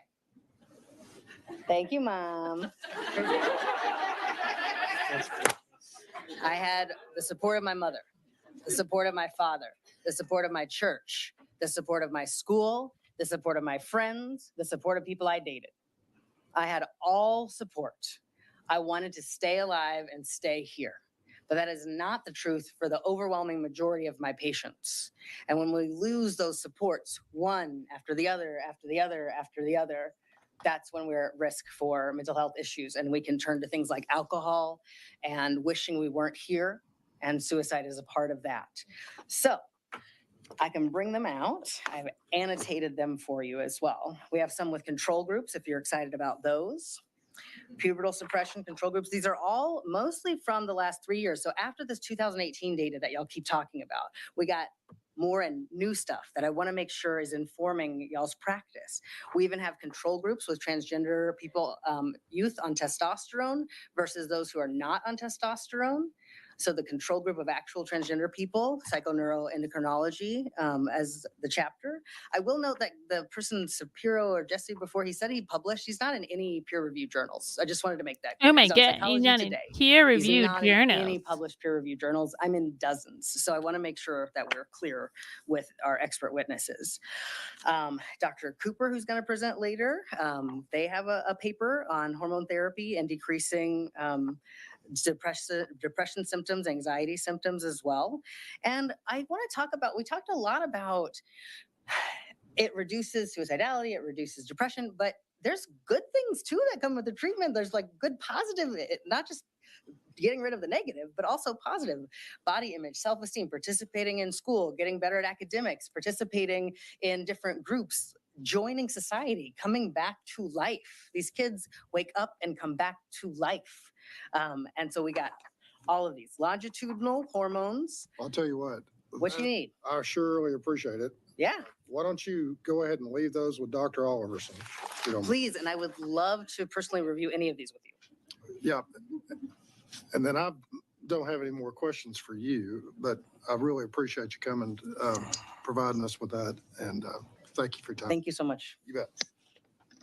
It's too enthusiastic, isn't it? It's like Madam you're just Chair. waiting for the other. Oh, here it Doctor, goes. thank you for being here Remember, today. anesthesiologist, doctor, sponsor of the bill. You said something earlier that troubled me, and that was when you were talking about observational studies. Sure. And you said that the basis for our understanding of how statins work is through observational studies. Through but that's low quality in evidence. fact not true. Oh. There Low are quality evidence. multiple So you're already seeing it. But what we're going to have now, this is where the fireworks really begin in this testimony. Because remember, sponsor of the bill to restrict gender transition surgery for minors, anesthesiologist, experienced doctor, knows how to see through all of this person's bullshit.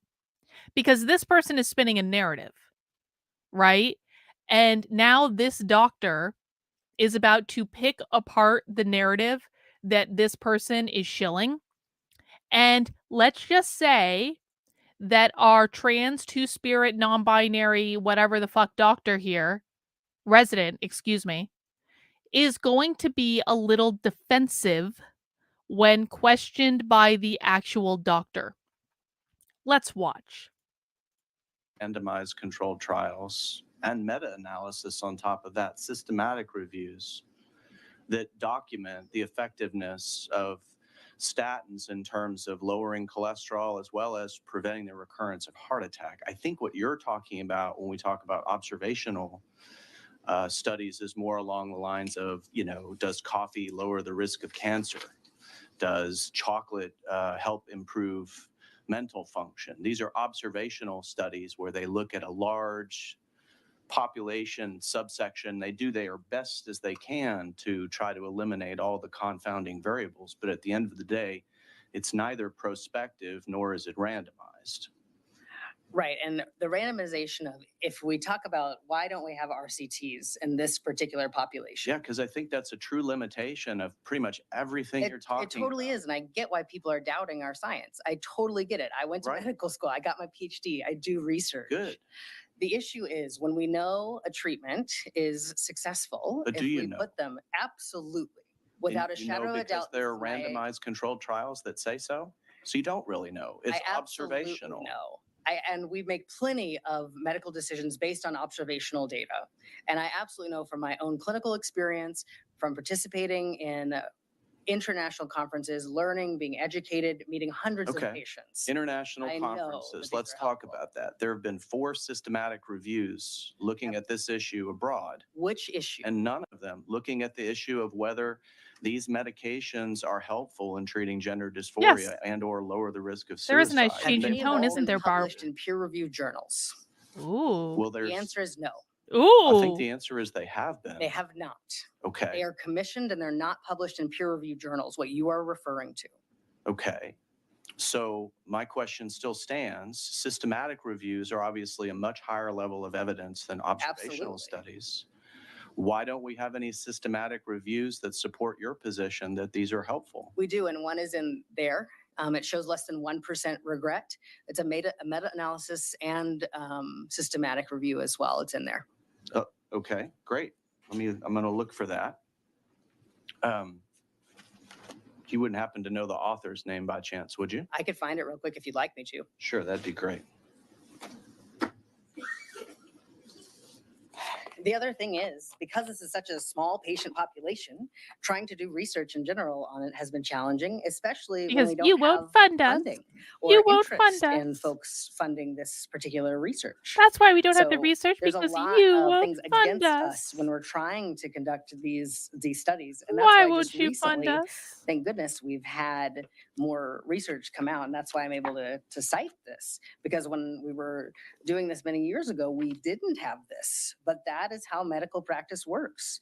We practice, we get clinical experience first, then we do research. This person is and once explaining this to an we have experienced doctor done right now, research just so we're studies, clear. then we change our standards of care and our standards of practice. Well, you find it? Yeah, last one. Great, thank you. And he's just like, doctors being so patient. Okay. This might take me a little while to read this here, but No worries. So that particular article is specifically on surgery and outcomes in surgery and regret in surgery. And I want to take a moment to talk about regret. I think this is really important because whenever I was going through the Rosenberg Clinic in Galveston, they don't have it anymore. The providers, they've passed away. It's been so long. And they were very worried that we would regret treatment, regardless of what age that we were starting. So I started testosterone at age 24. I'm 39, going to be 40 this year. Woo, I'm still in school. And so That's not they a were good very talking point, worried bro. about regret. And they were very much like, anytime you Not want to stop positive. treatment, we can stop treatment, no problem. You know, it's not a problem. We'll still take care of you, which is what I tell my patients to this day, because that was important for me. And so in my own practice in psychology, what I'll do is my initial questionnaires for my patients is I say, do you have any regrets related to your transition so far? If so, what are they? Because I'm worried about this too. The overwhelming majority of my patients say, nope, I have absolutely no regrets. Of the patients, probably about 1 in 10 who say they have regrets, 99% of them say, I wish I would have started this sooner. That is my regret. The one person who said they have regrets and it wasn't about starting it sooner said, I wish my mom would still accept me. Okay, I'm still looking over this. I'm probably not going to be able to get back to you right now, but we'll have a conversation about this later. I would love to. I would like to know, though, by the way, that so meta-analysis here, looking at this, were these surgeries all performed on children? No, we don't perform surgeries on children. You know that. Well, actually, I know that we don't perform some surgeries on children, but I think we've heard testimony that you do mastectomies on girls I'm not under a the age surgeon. of I 18. don't do surgeon. Well, I understand that, but since you're quibbling with me, I just want to set the record straight on that. That obviously, I want to be clear. we know that that does happen. At least the top surgery happens. Right. No genital surgeries. That's Yeah. correct. Well, but the top surgery is not reversible either. That's correct. Yeah. Plastic surgeons will tell you, oh, we can put breasts Absolutely. back on. Seen but that a lot. You already know. Let's talk about WPATH. I want to understand why there's such a disconnect between the European community looking into this and doing at their level best to understand the research and study it. And maybe they even have better funding than we do because they have national health services and we don't. Why do they come to such a dramatically different conclusion with regards to gender affirming care? What conclusion are you referring to? So I'm referring to the fact that you have country after country that has rejected the idea of gender affirming care, which WPATH promotes. And they've actually started closing a lot of their child gender clinics in other countries, right? No, there's No, been you're one telling me that hospital- Tavistock is still Please allow me to finish. Okay, I know we're about to get into an argument in the testimony, but apparently Elon Musk is paying for a few select Twitter celebrities to have their Twitter Blue verification.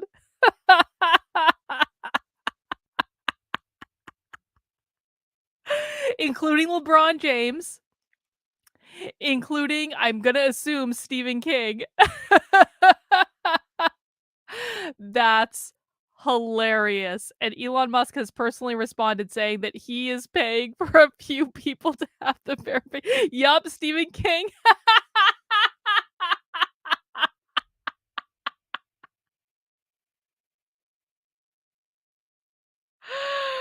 Oh god.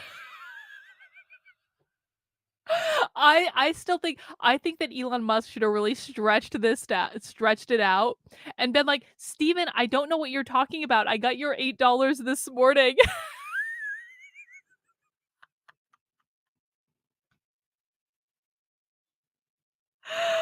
Oh god. Oh god.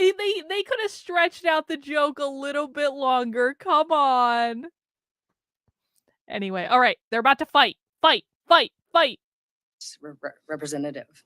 There's been one hospital in the UK that closed. However, they're not going to stop providing gender affirming care. They're opening it up to regional hospitals. So the idea that they're stopping providing gender affirming care in other countries is false. And I don't appreciate folks continuing that narrative. Well, that's certainly not what the Cass report said. And they actually shuttered the clinic because they felt like it wasn't evidence-based. They did right? not. No, that wasn't the case. They felt like the evidence was very low quality, as we Yes. talked about. Right. Which we know, Okay. and we still have a preponderance of evidence, but they said, you know what? Different countries have said, we need to study this more, and they put, they're following the same standards of care. So I'm not seeing these huge changes in standards of Well, they're obviously doing something differently because they're not doing the pediatric gender treatments that they were doing. Some of them have stopped all surgeries completely, but many of Look them like they continue. stopped more than just the surgeries. It Many looks of like they've them- stopped. And then we have other countries as well that have put out the same systematic evidence to reverse some of these things or at least put the brakes on it. I guess the question I want There is to, not so what I want to understand is, again, I think what you're saying is that there's no difference between the Europeans and the Americans. I think the bulk of evidence That's would not what I'm suggest that saying. there's a lot of difference. That's not what I'm saying. Bottom line is I'm here about kids, and Europe has not banned care like this bill would do. But they have significantly turned the corner on doing what we're currently doing in America. They are not allowing children to essentially make the diagnosis and drive the train as far as self-identification, which is what WPATH recommends. Yes? That's not true. Children do not make the diagnosis. Really? Licensed healthcare providers make diagnoses, By talking to the children. which is the same with depression, anxiety, and other mental health professions. So the children who are adolescent or pre-adolescent who apparently are going to undergo treatments which are life-altering, you would agree that many of the treatments that these children undergo are not reversible. Many of them are not reversible. Some are Yes. partially reversible, and some are reversible. So there's no going back. I mean, if you make the wrong call as a 12-year-old, I mean, we've just heard testimony from folks that obviously it didn't work out for them like it was promised. And there are some that it absolutely does work out and they need access to care that this bill would cut off from them. But how do you self-regulate as a profession when you have a treatment failure rate that seems to be growing at an alarming pace? I have 3 studies that are more recent that show only 2%. So I'm not sure what research that y'all are looking at, but I can give these to you. And they're international as well. There's 2 of the 3 here. The other question I want to ask you is, are you familiar with WPATH 8's decision to remove recommendations regarding a minimum age limit on gender conforming surgeries? Yes, Why did they do that? that was a big argument that was going to happen up until the day of putting it out there. We're all clear as a field that this is a highly individualized care. There's not the same 2 people that come in and I say, okay, you're going to need hormones at this age, you're going to need surgery at this age. That's just not how it works. It's very individualized. And so if we put age limits, we would not allow for the individualization of care. And also, as puberty keeps starting earlier and earlier these days, if I got a kid that's starting puberty and is in precocious puberty, I need to be able to take care of them. But if I have a guideline that says you can't do anything till 12, this Why person 12? is stuck. I mean, you were just saying a second ago, we don't do surgery on I'm not talking about adolescents. surgery. I'm talking about pubertal suppression. I'm talking about and hormone surgery. therapy. I'm talking about them removing there was, if I remember correctly, if I You're read welcome. correctly, in the Yes. earlier versions of the WPATH guidelines, there were recommendations on a minimum age limit for surgical, gender conforming surgery. My understanding is that's been removed in WPATH 8. And my question is why? Especially if we're arguing that these things wasn't never prepared for happen this on question. adolescents, why would the leading organization promulgating so-called standards of care in America Yes. basically remove any Please guidance answer as far as minimum ages directly. for surgery? No Because they deflection. wanted to put that into parents' right to protect their children and physicians' right to work together, collaborating with families to figure out what the best care plan that with that patient So, would possibly be. so what you're saying is left to the providers to essentially, do what they think is best in consultation with patients and family members. We very well could see surgeries on children under the age of 18, according to WPATH. And that may be The legal word perfectly is normal, children, okay, but super good stuff. This is adolescents that we're talking about. I'm talking about people under the age of 18. Very rare cases, incredibly rare cases, So it does happen, incredibly rare cases. but it does happen. Of course, very You just rare told us that it doesn't happen. I said genital surgery. Let's get really clear because I think you and me really are on the same page. I'm not sure we are. I think that you and I both want to take care. That was one of the best parts of this entire thing, where this asshole's like, we're really on the same page. He's like, no, we're not on the same page in any way.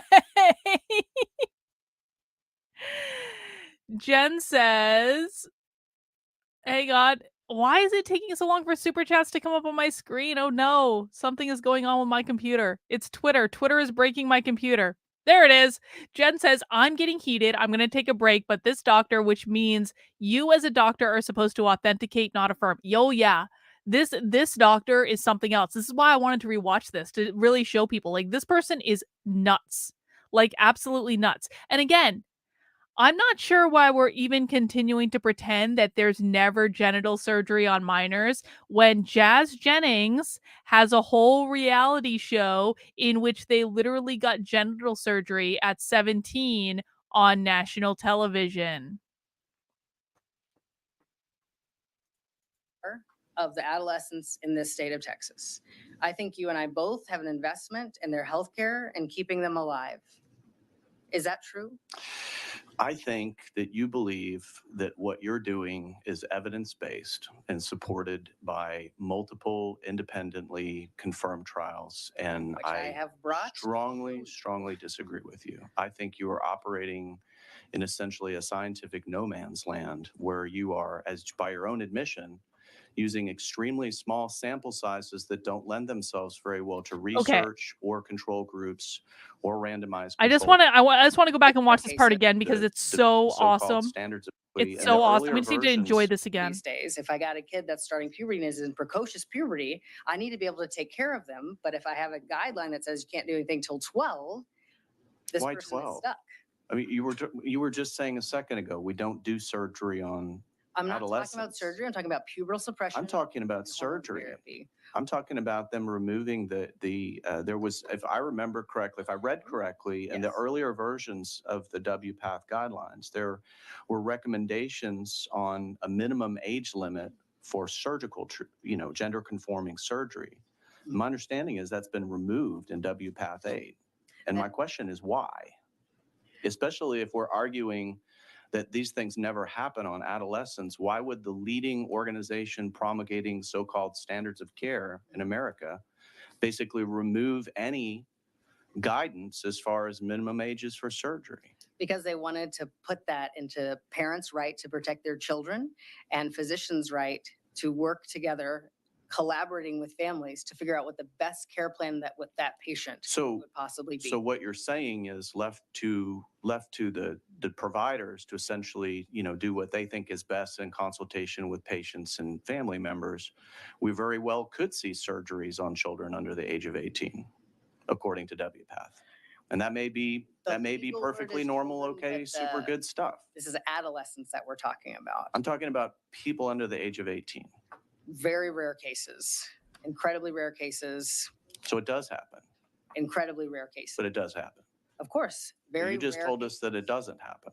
I said genital surgery. Let's get really clear because I think you and me really are on the same page. I'm not sure we are. I think that you and I both want to take care of the adolescents in this state of Texas. Never gets old. I think you and I both have an investment in their health care and keeping them alive. Is that true? I think that you believe that what you're doing is evidence-based and supported by multiple independently confirmed trials. And Which I have brought. strongly disagree with you. I think I just want to point out what just happened right there, because this is a technique that I think that everyone should avail themselves of when you are arguing with leftists, which is the leftist doctor really tried to set the bill sponsor up. He was like, I think that we both want the same thing, and the bill sponsor was like, no, we don't. And then he continued, he was like, I think, this is the leftist doctor, I think that we just both want what's best for children, and we just want to take care of children. Don't you want to take care of children? So, what the leftist doctor tried to do was to position a question that he was trying to make it impossible for the bill's sponsor to say no, right? The bill's sponsor rejected, exactly, Magnificent Devil, exactly. They rejected the premise of the question, and they instead answered a completely different question. This is a technique that you all need to learn. You do not have to play by the rules that woke leftists want you to play by. You are allowed to reject their rules. You are allowed to reject their questions and then answer a question of your own. And so what the doctor did was, like, instead of saying, yes, of course I want to help children, which is how a leftist would answer, because they're very much authoritarian rule followers. So when a leftist asks, like, you just want to protect children, don't you? Like the natural response, and I think, conservatives probably do this too, honestly, is to say, yes, of course I want to protect children. No, no, no, no, no, no. You cannot answer yes to that question. Do not answer yes to it. Do not take the bait. If you even answer yes to that question, you are taking the trap. You are jumping right into the trap that this person has set for you. Do not answer yes. Instead, reject the question and say, I think what you believe is X, Y, B, and Z. I disagree that is the reality that we are facing. Reject the premise. Shift gears. Don't fight. You'll notice the doctor didn't fight at all. There was no, I don't care about protect. And I think that's a stupid question that you asked. Don't fight. What resists persists. You want to work with what you're given. You want to try to acknowledge some sort of humanity in the person you're talking to. You know what? I think that you believe that what you're doing is evidence based, and I think you believe that you are helping to save the lives of trans children. I just really disagree with you that what you're doing is evidence based. So you don't have to argue in order to reject the premise and also to score an additional point on top of it. Yes, you are welcome for the brief masterclass. Now back to the show. Please mount that like button if you haven't already. I think you are operating in essentially a scientific no man's land where you are, as by your own admission, using extremely small sample sizes that don't lend themselves very well to research or control groups or randomized controlled trials. And you are just sort of figuring it out as you go along. I showed you I a trial commend of you for- 20,000 people. I'm not sure what And you how want. much of that was survey? What else do you want? I want actual prospective trials. Where are you? That is where medicine Have you been finds funding its those? strengths. Have you been funding those? No. You know, what I really need this committee to know is that there are adolescents who absolutely, it is medically necessary that they receive this treatment. Period. And this bill would completely ban their access to life-saving treatment. So if we want to get and work together, which I hope we do, then we need to work on the regulations so that the right patients get access to this treatment. Okay, last question for you. And I don't mean to be crass, but I'm just trying to understand. So WPATH 8 also put out something that I, quite frankly, have never heard of. But since you know a lot more about this than I do, can you explain what is a eunuch gender? Sure, it's actually in the Bible. I don't know how many folks are familiar with Eunuch the Bible, and they gender? talk about eunuchs, and Jesus says some eunuchs come into being eunuchs by Is themselves. that a psychological condition that somebody expresses a gender identity that they want to be a eunuch? I don't have experience working with eunuchs, but I do know that the idea of eunuch has been around for thousands of years, and there are folks who come to treatment. They haven't come to my office yet that still need supportive care and standards of care on how to work with them. And we finally What now does that mean? have some standards of care set for this population. Eunuch gender? What the fuck does that Interesting. mean? Okay. I mean, you learn something every day. I appreciate you being here, Doctor. Representative Tinderholt. Thank you, Madam Chair. Thank you for being here today. And I have to tell you that I think your resume is pretty impressive. Mayo Clinic is pretty impressive. Rice University. I don't have the wherewithal to do the amount of school you've done. It's a lot. And I'm tired. I bet. I have to ask about the button because I've been looking at this button on your jacket and I'm just out of curiosity. Can you tell me about the button? Because it must mean something. Absolutely. So I have to cover up, Sure. the institution. This is actually my mom's button. It's Mother Mary and Jesus. And Okay. so Catholicism is an important part of my identity. And I truly believe that Mary is someone who speaks for the voiceless and who is Well, right I know there what with a folks who eunuch is. I'm usually just get made asking fun why of or someone not would taken want to be a eunuch seriously gender. by the governments and people in power. Like, how is that different I than will being tell you trans? You just get castrated? That's it? Because of that button, I'll tell you that I think that the heaven above makes children in his image and he makes them perfect when they come out of the womb. And so I would disagree, but Yeah. Castrated gender. so you're a psychologist in 27 states and a doctor in 2, and you're going through your residency. I'm a psychologist and a physician, and I'm licensed to practice in the states that we had already discussed. Yes. So because I don't know, how would it work if you're practicing both? Will Getting it a be new legal for bubbly. you to refer patients to yourself? Strawberry. Because I don't know. I won't be doing that. I'll be But practicing can you? separate. Could you? It's a legal question. There's no precedent for that, Okay. and I'm not about to test So I'm a little concerned. it. No thanks. I'm a little concerned when you say you use the terms medically necessary and life-saving treatment. Absolutely. We've talked to some detransitioners, both earlier today I have, and we'll probably hear from them later. But we've heard today how that exact terminology is used. This is life-saving. This is medically necessary. Would you like your child to commit suicide or have these services? That's concerning to me because I disagree with you. You are very educated, but I disagree with you. I think when people think that there's something else, and look, I don't disagree that they feel that way, but we normally get them medical attention in regards to mental health. We don't transition, we don't do things to their body. And so I have serious concerns over it. I'm going to ask you a series of questions, and I'm hoping that you'll answer these for me. because you are a medical professional. Same question. What's a woman? Absolutely. What is a woman? What is a woman? So in general, most women have XX chromosomes. They get a bunch of estrogen at puberty. They have ovaries, they have a uterus and a vulva and a vagina. Can any man have a baby? Any man who has XY chromosomes, testes, and does not have a uterus cannot have a baby. Okay. So if this bill passes, will you use any loopholes to ship medication to Texas or to bring people to you in Minnesota to do the things that you do with puberty blockers or with hormones? Will you do that? Well, that's a great question. All I know is that people deserve access to care. And if this state decides that transgender adolescents cannot have access to care, then I'm going to work with legal teams to work to change that. If the bill says that I'm not allowed to help folks cross state lines or access that, then I'm going to follow the letter of the law. What this guy just did, he's setting up the doctor. He's trying to set up the doctor. The doctor played this really smart.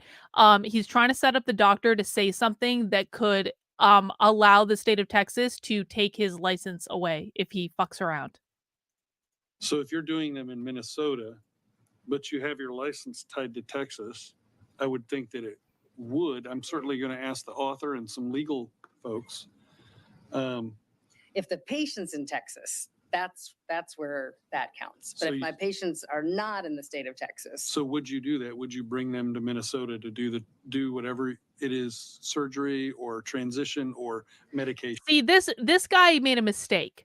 The doctor like this. So what's happening in real time is this conservative state legislator who basically thinks that gender transition is child abuse has figured out that if they pass this bill that they've already passed at this point because this was several weeks ago, that this doctor is going to try to take children from Texas and fly them to Minnesota, where they also have a license to do the gender affirming care that they can't do in Texas. So this state rep is like figuring this out in real time. And in real time, he's like making additions to the bill to basically say if you are a licensed doctor in Texas, you can't remove kids from the state in order to provide them with the care that we outlawed essentially.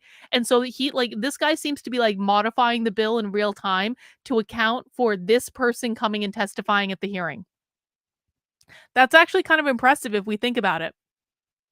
That's rather sneaky. This person basically dug their own grave in terms of being able to skirt around this bill and being able to take students from Texas and fly them to Minnesota for this treatment. Good for this guy. I mean the state rep, not the doctor. I wish I had enough money to be able to help people access care. I'm The question is, would you bring people to Minnesota to do it? personally no. Why? But I would be in support of folks who are trying to help others access healthcare. Absolutely. Now I'm going to challenge you on the fact that no surgeries happen. That's not a fact. Well, a moment ago, you said these surgeries don't happen. And I'll tell you, I'm not going to give you the clinic. If you want to know, I'm not going to say it here. I'll let you come up and look at this. But there was a doctor in Austin that at the bottom said top surgery in patients under 18 requiring 2 surgery referral letters from mental health care professionals to conduct surgery. It happens. And this individual now, if you go to their website, has removed that, ironically. I disagree. You say that surgeries don't happen to the children. I'm looking at the website that was pulled up. That was mastectomy, which is considered top surgery. I was referring to genital surgery. So Which you does know, not happen. so are you saying that you know what types of surgeries this doctor was doing? I'm not sure which doctor you're talking about, so So it's you sort of hard can't to say, answer. that's my point. I So don't- you can't say that it's Yes, mastectomy, it is. right? I mean, that's what you said. So No. I said that surgeries for patients under 18 require 2 letters. I didn't tell you what types of surgery. I haven't read the whole thing. sure. I'm just telling you that I believe that what you said is not accurate. It's just not. The surgeries are happening to children in the state of Texas. Not genital surgeries that I am aware of. Okay, or have see, been but that's a involved. different answer that I'm not aware of. To state something as fact is not fair when it's your opinion or your knowledge. I think This that's is accurate. disingenuous. And This person is trans. I'm concerned. I'm concerned that you might carry 2 licenses and bring people to Minnesota as well to conduct these. I look at these differently than you. I'm okay with us having different ways of I agree. thinking, but I'm not okay with limiting access to healthcare for a population of people. But when you're talking today, you're using the exact same terminology that other people tell us is used, that it's life-saving and medically necessary. Absolutely, which is agreed upon by multiple professional associations, Like- AMA, APA, Pediatric Endocrinology Society, Endocrine Society. So they say that this is medically necessary and it's life-saving to transition or In- use medication and In hormone certain cases, for yes. children that are 12, 11, 9. In certain cases, yes. All right. But like I said, with any medication, it's a trial. Start someone on puberty blockers, and if that medication is not working for them and it doesn't work, I respect all the work you've done, but I have serious concerns, like the author of the bill does, about the data that's being used and the research that's been done, the lack of it. I'm sorry. I keep breaking in for breaking news Stephen King updates on Twitter. Elon Musk has now responded to Stephen King complaining about the fact that he still has a blue check mark, and Elon Musk said, "You're welcome. Namaste."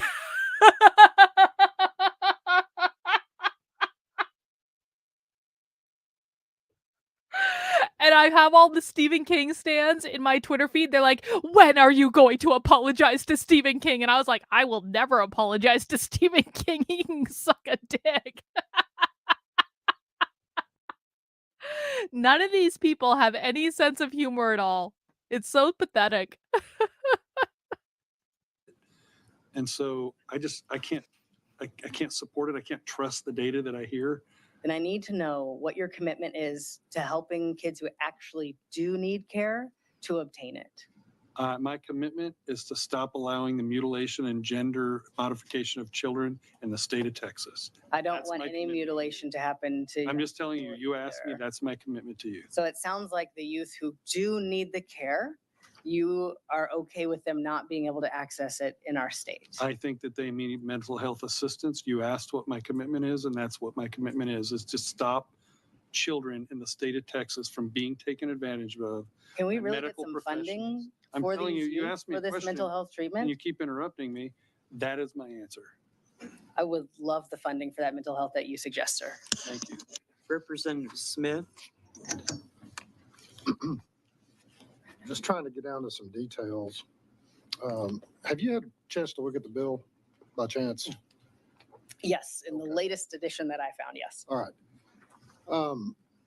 Under one section of it, it lists out a number of procedures, and I just want to make sure I understand your opinion on this.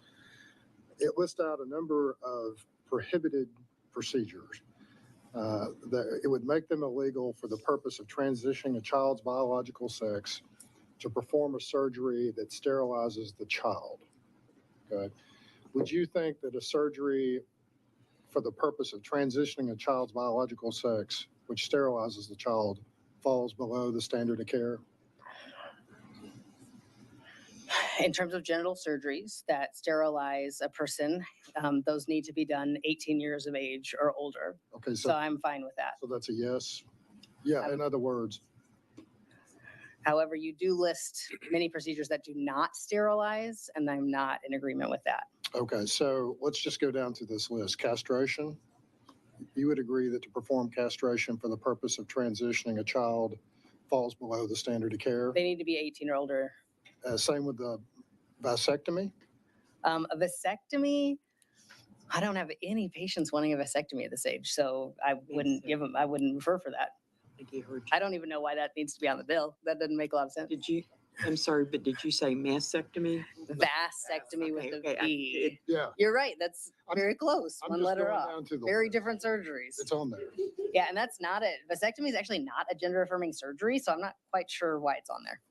Okay, so but Yeah, so You don't no, have a- we agree. Okay, No, we agree on that. move along. Hysterectomy.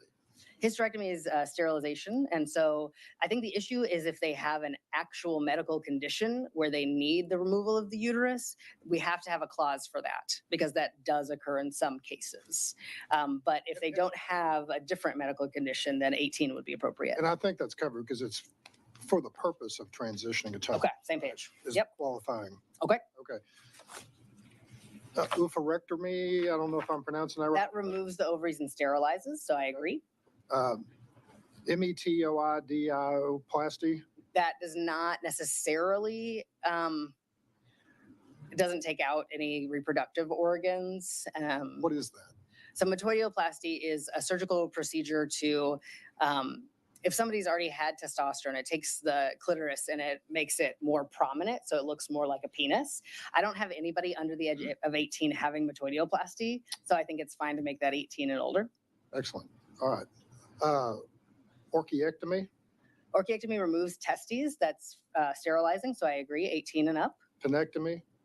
Penectomy, we really don't have penectomies. That's not how genital surgery works. We don't cut off the penis. Like people are very misinformed about that. That could lead to sterilization. No, so, you 18 years old splice would be it good. and then invert the penis. It's so different. Phalloplasty. What is, So phalloplasty, the creation of a penis. If they keep their uterus and ovaries, they're still fertile, but I have no patients, and I've heard of no patients on record that have had this below age 18. So You don't- 18 is fine for Alright. phalloplasty. and vaginoplasty. Vaginoplasty or vulvovaginoplasty. In most cases, this is going to be sterilizing. So in Texas, we could do 18. And now let's talk about mastectomy. Sure. Would it fall below the standard of care for the purpose of transitioning to take a child through a mastectomy? These are very rare cases. And in some cases, They're it not would be very standard of rare care. cases. I think the other thing you have to think about is there are plenty of Texans who are 16 and have had a breast augmentation, and there's no issue with access to that. And so if we're going to keep allowing that in non-transgender patients, then we shouldn't have a different standard for transgender patients. And what we always see They shouldn't be is when doing we're that trying to make either. I'm standards, sorry. is folks trying to remove things from Teenagers trans having people. boob jobs That's is like ridiculous. always the case. So I want to notice that we're doing that again. Is it, doctor, do you know if it's true that once a child on, Would you mind speaking into the microphone? sorry. Is it true that once a child on Lupron, and then testosterone for a period of a few months, if they are, that is irreversibly sterilizes the child? It depends on which Tanner stage they start the Lupron at. And so if they start the Lupron when they've already had a menstrual cycle, They then absolutely yes, do this. They will be able to be fertile again in most cases. 100% do this. But we didn't test their fertility It before we absolutely started, happens. and we're very clear with that with patients. However, if they start at Tanner stage 2 with Lupron, pubertal suppressant, and then if the family makes the decision to go on testosterone, one of the very clear risk and benefits that we discuss with parents is that we do not believe that they will be able to be fertile in the future if this is the decision that they make. And that difference between Tanner 1 and Tanner 2 is really based on the health. Hair, it's a physical exam that a medical provider has to do to make that determination. That's always done before we start pubertal suppression, always. Okay, so would you mind that particular situation falling below the standard of care for a child, for the purpose of transitioning a child? No, the parents deserve the right to decide with the physician if that's an appropriate course of action, as long as they go over the risk and benefits. Thank you, doctor. Representative Jones. Pardon me for my ignorance, but I would really love to know, why is there such an overemphasis on the removal of breasts if we're having a conversation about sterilization? I'm not leading the conversation, so I'm not sure why they're asking these questions in the way Okay. that they are. Thank you very much. And so the next question is, there seems to be some situations where it is appropriate for mastectomies under the age of 18. Could you Absolutely. speak a little bit about that, because it seems like there was, I think for me, and I'll just speak to my own. This guy, and I'm pretty sure he's a Democrat. This guy's like, why are we focusing so much on the breasts? And then the doctor's like, I don't know why we're even having this conversation. And then the very first question he asks after that is about the breasts. So it's like that's the ironclad law of woke projection in action. Ignorance. There seems to be a confusion around sterilization and mastectomies because we keep on talking about them. So mastectomy is removal of breast tissue. That if I had a mastectomy, I will be open about that. But that didn't make me infertile or sterilize me in any way. It made me be able to confidently walk outside my house in Houston, Texas, in the middle of the heat and bring out the trash without a shirt on. It made me comfortable to open the door to the pizza person without a shirt on. It made me comfortable to walk down Galveston on the seawall and to be very proud of myself. It changed me in a way that I don't even remember what it was like before I had a mastectomy. It was such a positive experience. And in terms of, younger and younger people, when you have these young folks who have double D breasts, and our medical advice to them is to try to live in the social role of male, if you have double D breasts, that's almost impossible. So many of them will wear binders and they'll get rashes under here and get acne and all sorts of issues. And so in very rare cases, I want to be very clear, most people have mastectomy after age 18. Let's be really clear. These are rare cases, but they do exist with proper psychological assessment and family preparations where it is medically necessary before 18 to have a mastectomy, which does not sterilize the patient. Thank you. I appreciate that. Yeah, absolutely. Representative Jeton. Yeah, thank you, Chair. I was just looking at the study you gave on the regret after gender affirming surgery. And it looks like the median age is 30 and 40s. Yeah, because most people have surgery not even in this area we're talking about, age. Okay. So the study, I guess the question goes back to among those that are, if the brain fully develops at 25, I mean, just looking at 18 and younger, do you know of any studies that shows the regret factors among those children that end up making lifelong decisions? So I'm really glad that you brought up the whole brain develops at 25. So I'm a child family psychologist and an expert in development. And what we know is that gender identity develops between age 18 months and 5 years of age, not 25. So I think it's really clear that we need to get on the same page in terms of when does the brain develop, in terms of knowing what gender you are, what genders other people are. Between 18 months and 5 years of age is when that development is typically supposed to happen. But for me, since mine was not a girl and everybody said it was a girl, it was delayed until later. And so I think it's important to make sure that we're clear that we're treating folks based on something that's supposed to develop in early childhood, not things that are supposed to develop like who do I vote for and how do I become a real adult, those sorts of questions that develop later. So society delayed the development, your development in knowing what sex you were until after 5. And they didn't mean to do it on purpose. Okay. So it doesn't change. So the question remains of those. So if they're 15, 16, let's say they're 5 years old and they're still trying to figure this stuff out. Sure. Do we have any studies or anything to support the idea that at that age, they're able to make decisions that will impact the rest of their lives? No, the parents you don't. Are in charge. And so the parents are the ones that are charged Thank with these decisions. you. The children and How adolescents do they- are sent to treatment. How do they know what that development factor is in their child's brain? Sure. So we're not even talking about any of these treatments with children. They have to at least started puberty. So we're not talking about 5, 6 years old, anything like that. We're talking about folks who have Bullshit. already gone through a gender identity development, early childhood is done. Bullshit. So I have on my Substack right now an article about psychotherapy for trans 3-year-olds. Don't tell me you're not starting this shit early. And I understand that psychotherapy is not the same thing as medicalization, but when you're talking about psychotherapy on a 3-year-old, I think there's only one place that's going to go. So these are older folks, right? So they are able to give assent. And also, part of the really important assessment process that we keep talking about is making sure that the young person has emotional and cognitive maturity to make this decision. So I'm on the same page that They're we not need to gonna be have making that sure till we're they're in doing their that. early And to that is already mid-20s. part of the standard of care. Early Well, to I mid-20s. think that's part of the debate that we're having, right? Is that, so, and you even mentioned, a society impacts whether or not, it has an impact on whether or not you fully understand what you are. And that, when you're going through your adolescent years, especially, people convince you of a lot of different things.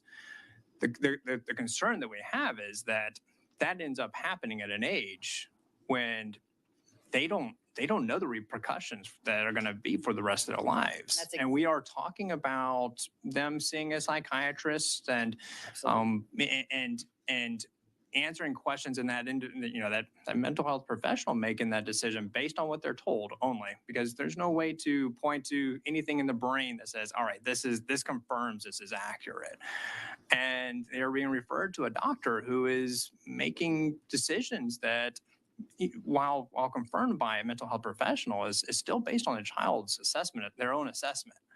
And so this is what we're worried about, and this is what we're trying to understand. And when we look at whether or not there's regret, that's the study that we need to see. And I will add to this that the state of Texas invests heavily in mental health and is substantially increasing that in this session, because we do recognize that as an issue. But part of that mental health services is going to be helping people where they're at, especially when they're children, because there are a lot of decisions that they're just not have the capacity to make at that age. And that's why the parents' rights are so important to protect their children. And then they need to be able to access healthcare and experts in order to make the best decision for their family.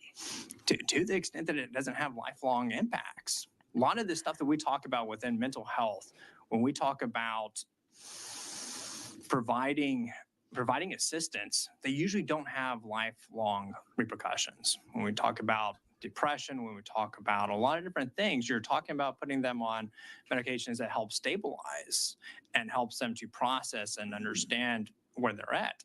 Usually they don't have lifelong impacts. Lack of access to them absolutely does, including increased risk of death, which is also what we're trying to talk about as well. Repeat that last line again. Lack of access to depression medications does have lifelong effects on people. Same with lack of access. This doctor is about to literally say, if you don't allow me to transition children, they will literally die. This is the emotional manipulation that these people always fall to. Prisha, who is in the Project Veritas drop that happened yesterday, definitely go and watch the Project Veritas video that came out yesterday. I don't care how you feel about Project Veritas, go watch the video. Prisha is a detransitioner. She actually testified at this hearing, and what she said in that video is doctors told her that if she did not get gender transition surgery, then she would absolutely 100% kill herself if she didn't go forward with the surgery. And this was happening to her when she was really young, like I think in her teens. And so she went ahead and got pushed down this path of medicalization because doctors like this were saying, if you don't do this, you will literally die. And they're doing the same thing to parents, by the way.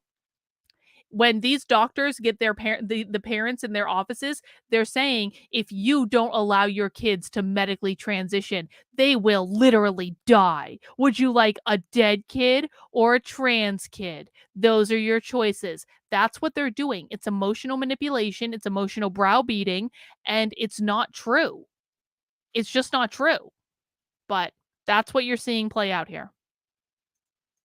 Access to care for those who need it in my community. The difference being that when you get on depression medication, it is. Hang on, I got a super chat from Jen, so we're going to pause that real quick. Hopefully this, oh, there it goes. We live in a world where rental care companies understand brain development better than this doctor. That's absolutely right.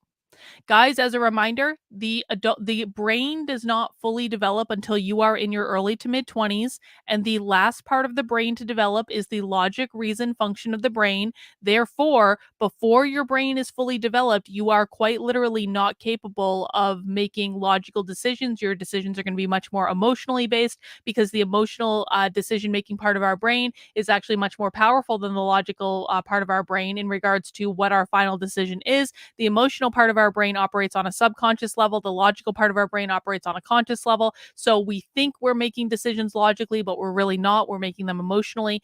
That is why I believe that no one should be medically transitioning until they're 25. I just do. Now, I don't think that should be the legal standard, because the legal standard for fighting in a war in this country is 18. And so if people want to transition medically after they're 18, it's your body, do what you want. I think it would be beneficial and, quite frankly, ethical to tell people your brain is not fully developed yet. And I would recommend that maybe we socially transition, we do the therapy, but maybe you wait to make body altering permanent decisions until you are 25, just in case. And then once you get to 20, and we can manage everything else up until then. And once you get to 25, then make the decision. That, I think, would be the ethical way to go about this. But the medical community seems to be abdicating all of their professional responsibility to these kids and allowing them, not even just allowing them, but browbeating them into making these decisions when they're teenagers.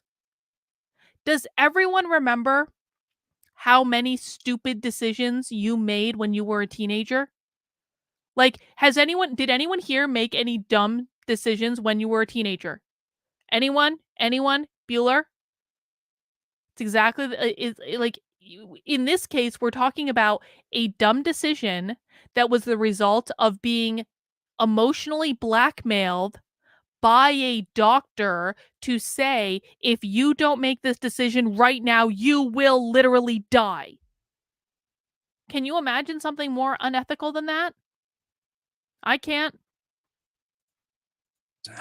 It has an impact at that moment and doesn't potentially have lifelong. So it typically takes at least 4 to 8 weeks. Doesn't have an impact at that moment. And similarly, with pubertal suppression, with hormone therapy, we don't just start them on treatment and say, see you later. We have very close follow-up, at least Ugh. monthly to every 3 months, to make sure that I intervention love that, is correct for Alexandra. that Happy person. 420 And to so you. that's why it's important to see folks who know what they're doing in this area. How do you determine if it's right for that person? It's everything is a trial. So my parents asked that exact same question to Dr. Walter Meyer. Is it affirmed by the individual? Can I please answer your question, sir? Thank you. Ooh. My questions, and I think that's a very important question, is how will we know if this is right for the child? That is the crux of the matter. And so I want to make sure that everyone hears this question is so important. My own parents, I'm an only child, and they're both doctors, and they're trying to figure out, they've never heard of this. They don't really know what they're doing. So they talked to Dr. Walter Meyer, who's one of the leading experts who started pubertal suppression in the state, actually, and is widely regarded, internationally known. And he said, you know what? Hybrid, usually. We can't know. Every medication is a trial. Indica, if I'm trying to go to That's why sleep. we start with the fully reversible medications, and we follow up closely with them. And then we see what their response is to that intervention. And if this child comes alive, if this child is no longer thinking about death, if this child is interacting with their family, we have to look at that response to intervention. We can't deny that. So to confirm, you are saying that the affirmation is their emotional state that changes. The response to intervention is how the young person responds to the intervention. If they come alive. That's one of them, yes, that I hear all the time from families. How long does coming alive usually last? It depends. Does their church want them to come anymore? Do they still have friends? Did the person they were dating break up with them because they're trans? Do you see all of these outside supports are so important? So again, I think we're getting back to the impact society can have on whether or not an individual, an adolescent, is getting the care that they need. The hell? What the hell just happened? And- Oh, what the hell?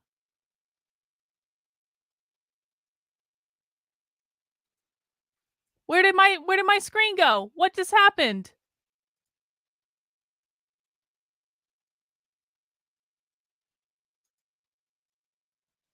What is going on? Am I still live on the internet? Can someone confirm that I'm still live on the internet? Oh no! What is going on? Okay, 4:05:11. Let's see if we can reload this. Oh, okay. Hang on. 4:05. Getting back. For the conversation. Other Okay, questions, okay. members? Representative Jones? Okay, crisis averted. Everyone calm down. Earlier, in your time here, you were talking about the importance Oh, this is of the peer spicy review lesbian. We like the journals. Why is spicy that lesbian. important? She's entertaining. Because anybody can publish things online and say they're published. But we have to hold our Just colleagues who say how they're dare published you to a publish? standard, a professional standard. We have to And hold so you to when- our when you were elitist asking bougie that gentleman, do you standard. conduct research? And he said, define research. That's a big red flag for me. You know, if you do research, you went through the IRB committee, all of those things. He has not done that. He has not published in any peer-reviewed journals. So it's important. If He somebody doesn't purports themselves meet to be an my expert, to be elitist able to clearly answer standard. yes or no if they've done research, and also if the publications that they have made have actually gone through a peer review by a jury of their peers or colleagues who are experts in that same area. And that gentleman failed to meet that criteria. You said you're a PhD in what? Clinical psychology, child and family, University of Houston, go Cougs. I knew it. You said you're an MD and you specialize in what? Or you're trying? Family medicine. I take my boards in less than a month. Say a prayer.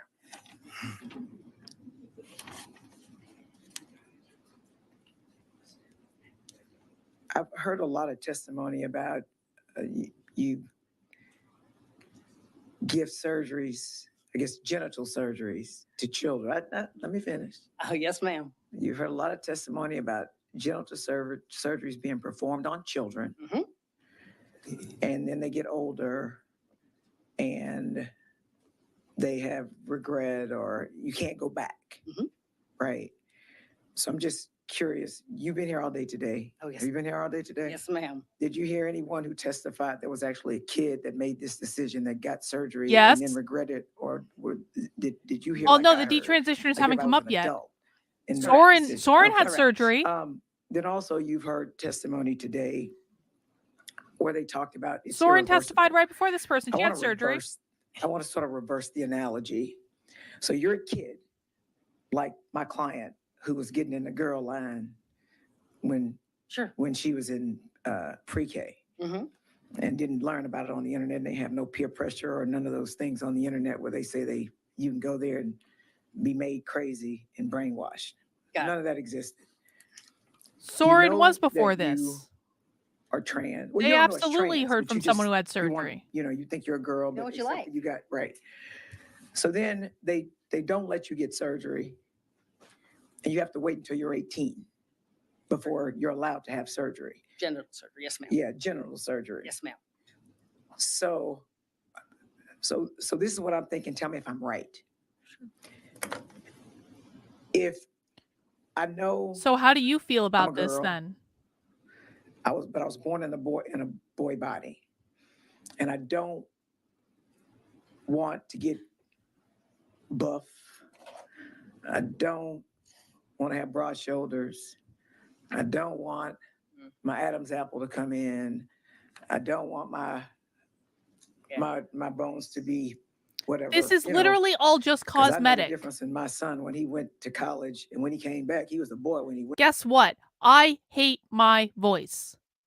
I mean, everyone hates their voice, if we're honest about it. It's just the way we hear our own voice. But I fucking hate my voice. There are lots of things I don't like about my body. I didn't get to fucking choose because that's just the way it works. You don't make, like, you play the hand that you are dealt. You don't get to go back into the deck and pick out the cards that are best suited for you. Yeah, some people hate that they lost their hair. Like, people lots of people have things about their bodies that are inconvenient or undesirable. It is just the way it goes. When we came back, he was a man, right? That part. He gained 50 pounds from the time I dropped him off in August of 2010 when I picked him up after his freshman year. In May of 2011, he gained 50 pounds and grew 4 inches. Wow. Right? If I know I'm a girl, even though I'm born in a boy body, if I start taking whatever that healthcare stuff is, right? I'm not about to. And what happens, hang that- on. And what happens when we teach children that if you don't like something about your body, you know what the best possible answer is? Surgery. What happens when we teach that to children? That if they just go get plastic surgery, you can fix everything, it's fine. And then those children grow up. And I promise you guys, if you are not of a certain age, you don't understand this yet, but I promise you there are many people in the chat who do understand it, including me, because I just had my 42nd birthday. Like, once you reach a certain age, your body starts to change in ways that are really undesirable. There starts to be like new things. There's fat redistribution that makes it harder to lose weight. There are like all sorts of things that happen when you get older to your body that you're not going to like. Are you going to get surgery for every effing possible thing? Exactly, Grandma Nay. If you got surgery for every possible thing, you would look like Madonna or Michael Jackson. And it's not a good look, man. We need to be teaching like self-acceptance and self-love and knowing that there is quite literally no one out there with a perfect body that they love every aspect of. Part.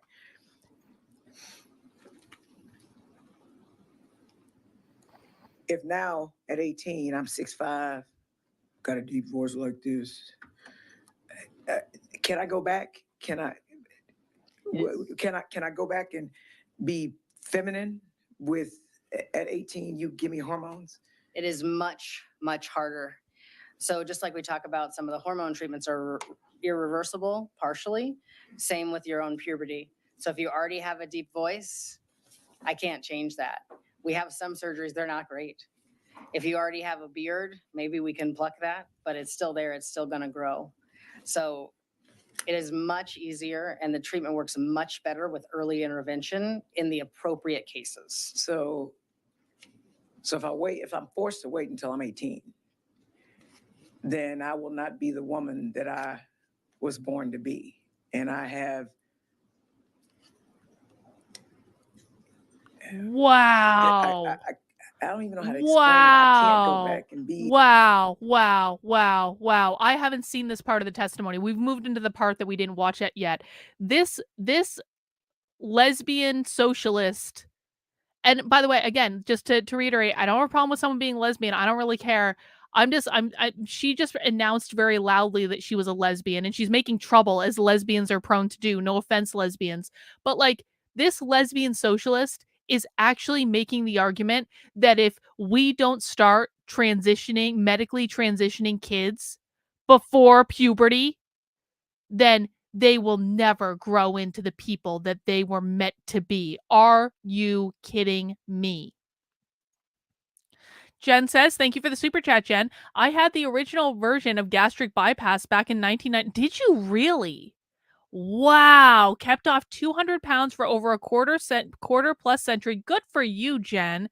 And I swear that is the route Jazz Jennings is headed down. Surgeries are not silver bullets. Yeah, I mean, they're not. They don't fix everything. There might be a temporary fix, and that's fine.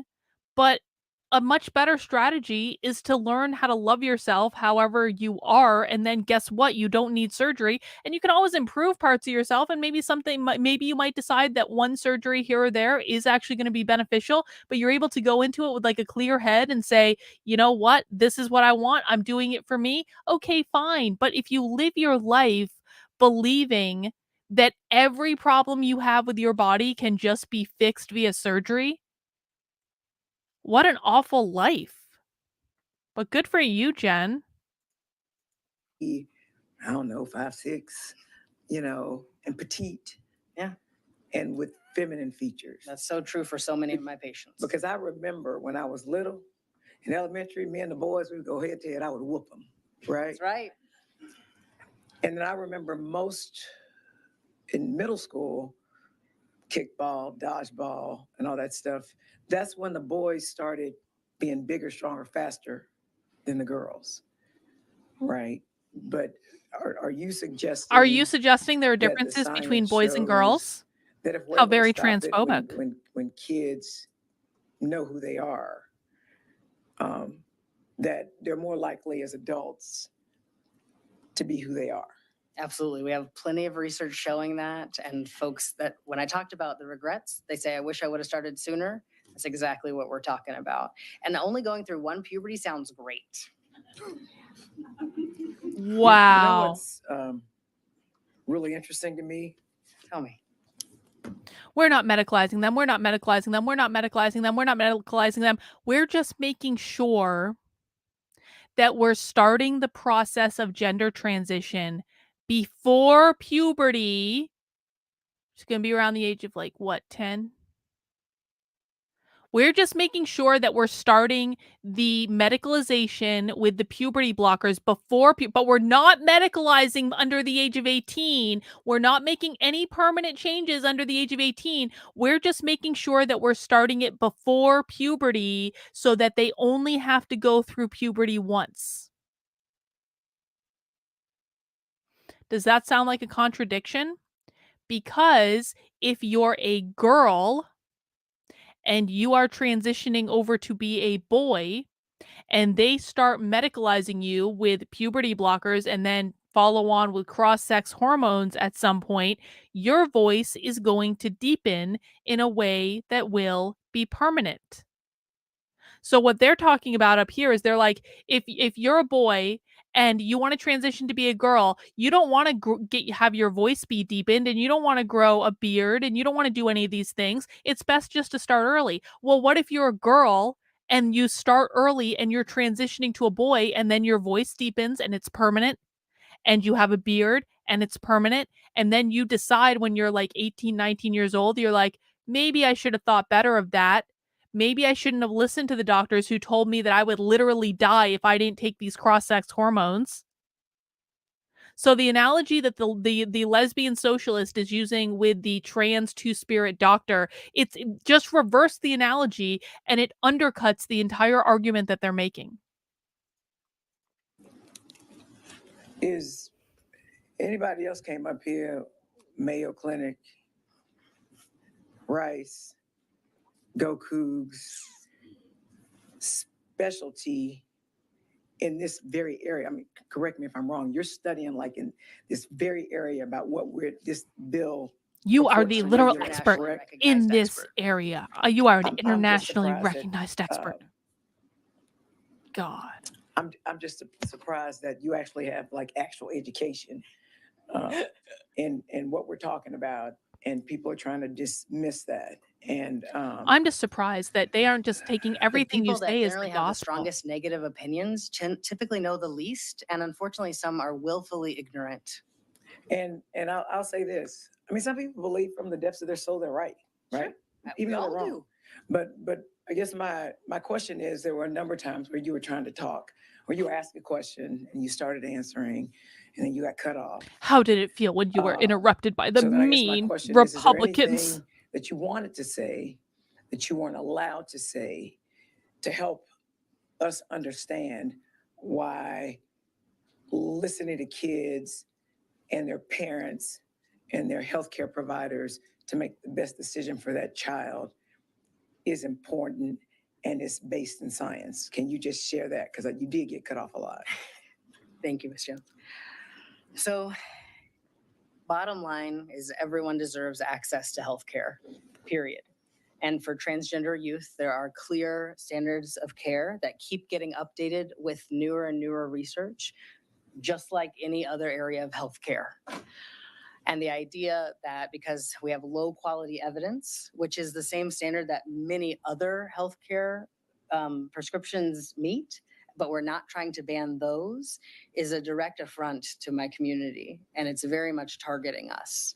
We are supposed to be held to a higher or different standard than general medical guidelines. And that's inappropriate and fueled by bias, is my clear perspective that I've seen for many years. I also want to be very clear, because we keep talking about genital mutilation and surgeries on children. And so I want to really get clear with the record here. I think it would be important, if you're going to pass anything, to have exceptions for the young folks that really need the care. I am fine to sign on with no sterilization until age 18 or later. I think that's a good compromise that we can work together and make. And different states may do things differently, but I think Texas is Texas, and I think that's a fine concession to make. This We person's do need to talking like know they're in charge that of the everything and genital they can surgeries that bless all are their performed on decisions. Like, go children are fuck for yourself, bro. intersex children, and we've talked a little bit about them before. The one issue Bye, I take Steven. with Have a good one. testimony previously is they've said only if it's a medically necessary condition. So like, let's say a person's bladder is born on the outside, or the urethra doesn't allow them to urinate. Absolutely.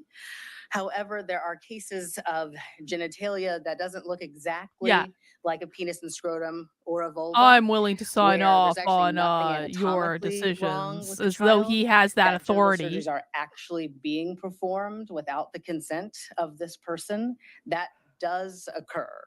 So I want to make sure that folks do understand there are genital surgeries being done on children without their consent in intersex children, and not always with a medical indication, sometimes with only a cosmetic indication. And you may hear from some of those folks today. And then I guess my final question is this. So some of us aren't doctors, like me. Well, I'm a doctor of jurisprudence, but Yes, you not in this, not related to medicine. Just give us some examples of you're younger than 18 and you need to have surgery. Give me some examples of that, please. Sure. So, goodness gracious. So young folks, probably 16 years old would probably be the median age come in. They've been trying to live as a boy since they were in daycare or 7 years old, for like almost 10 years of their life. The majority of their life, they've been trying to live as a boy. They go to the locker room, they try to change. They're trying to live in the social role of boy, which is what we require before treatment. And they're not able to do it. They'll change in the bathroom, or they just won't even go to sports at all. They many of my patients will wear these huge hoodies when they come into my office, and they'll have their back sort of like this in order to try to hide the breasts. They'll wear binders and other things that we try to do to help them appear more of a flat chest. Some of them, unfortunately, will do cutting on this area because it's so foreign to them and doesn't make sense. And so in cases like that, where we have that severe dysphoria that for years has persisted, not knock, I'm transgender, can I have surgery, that some people are talking about, that is not standard of care.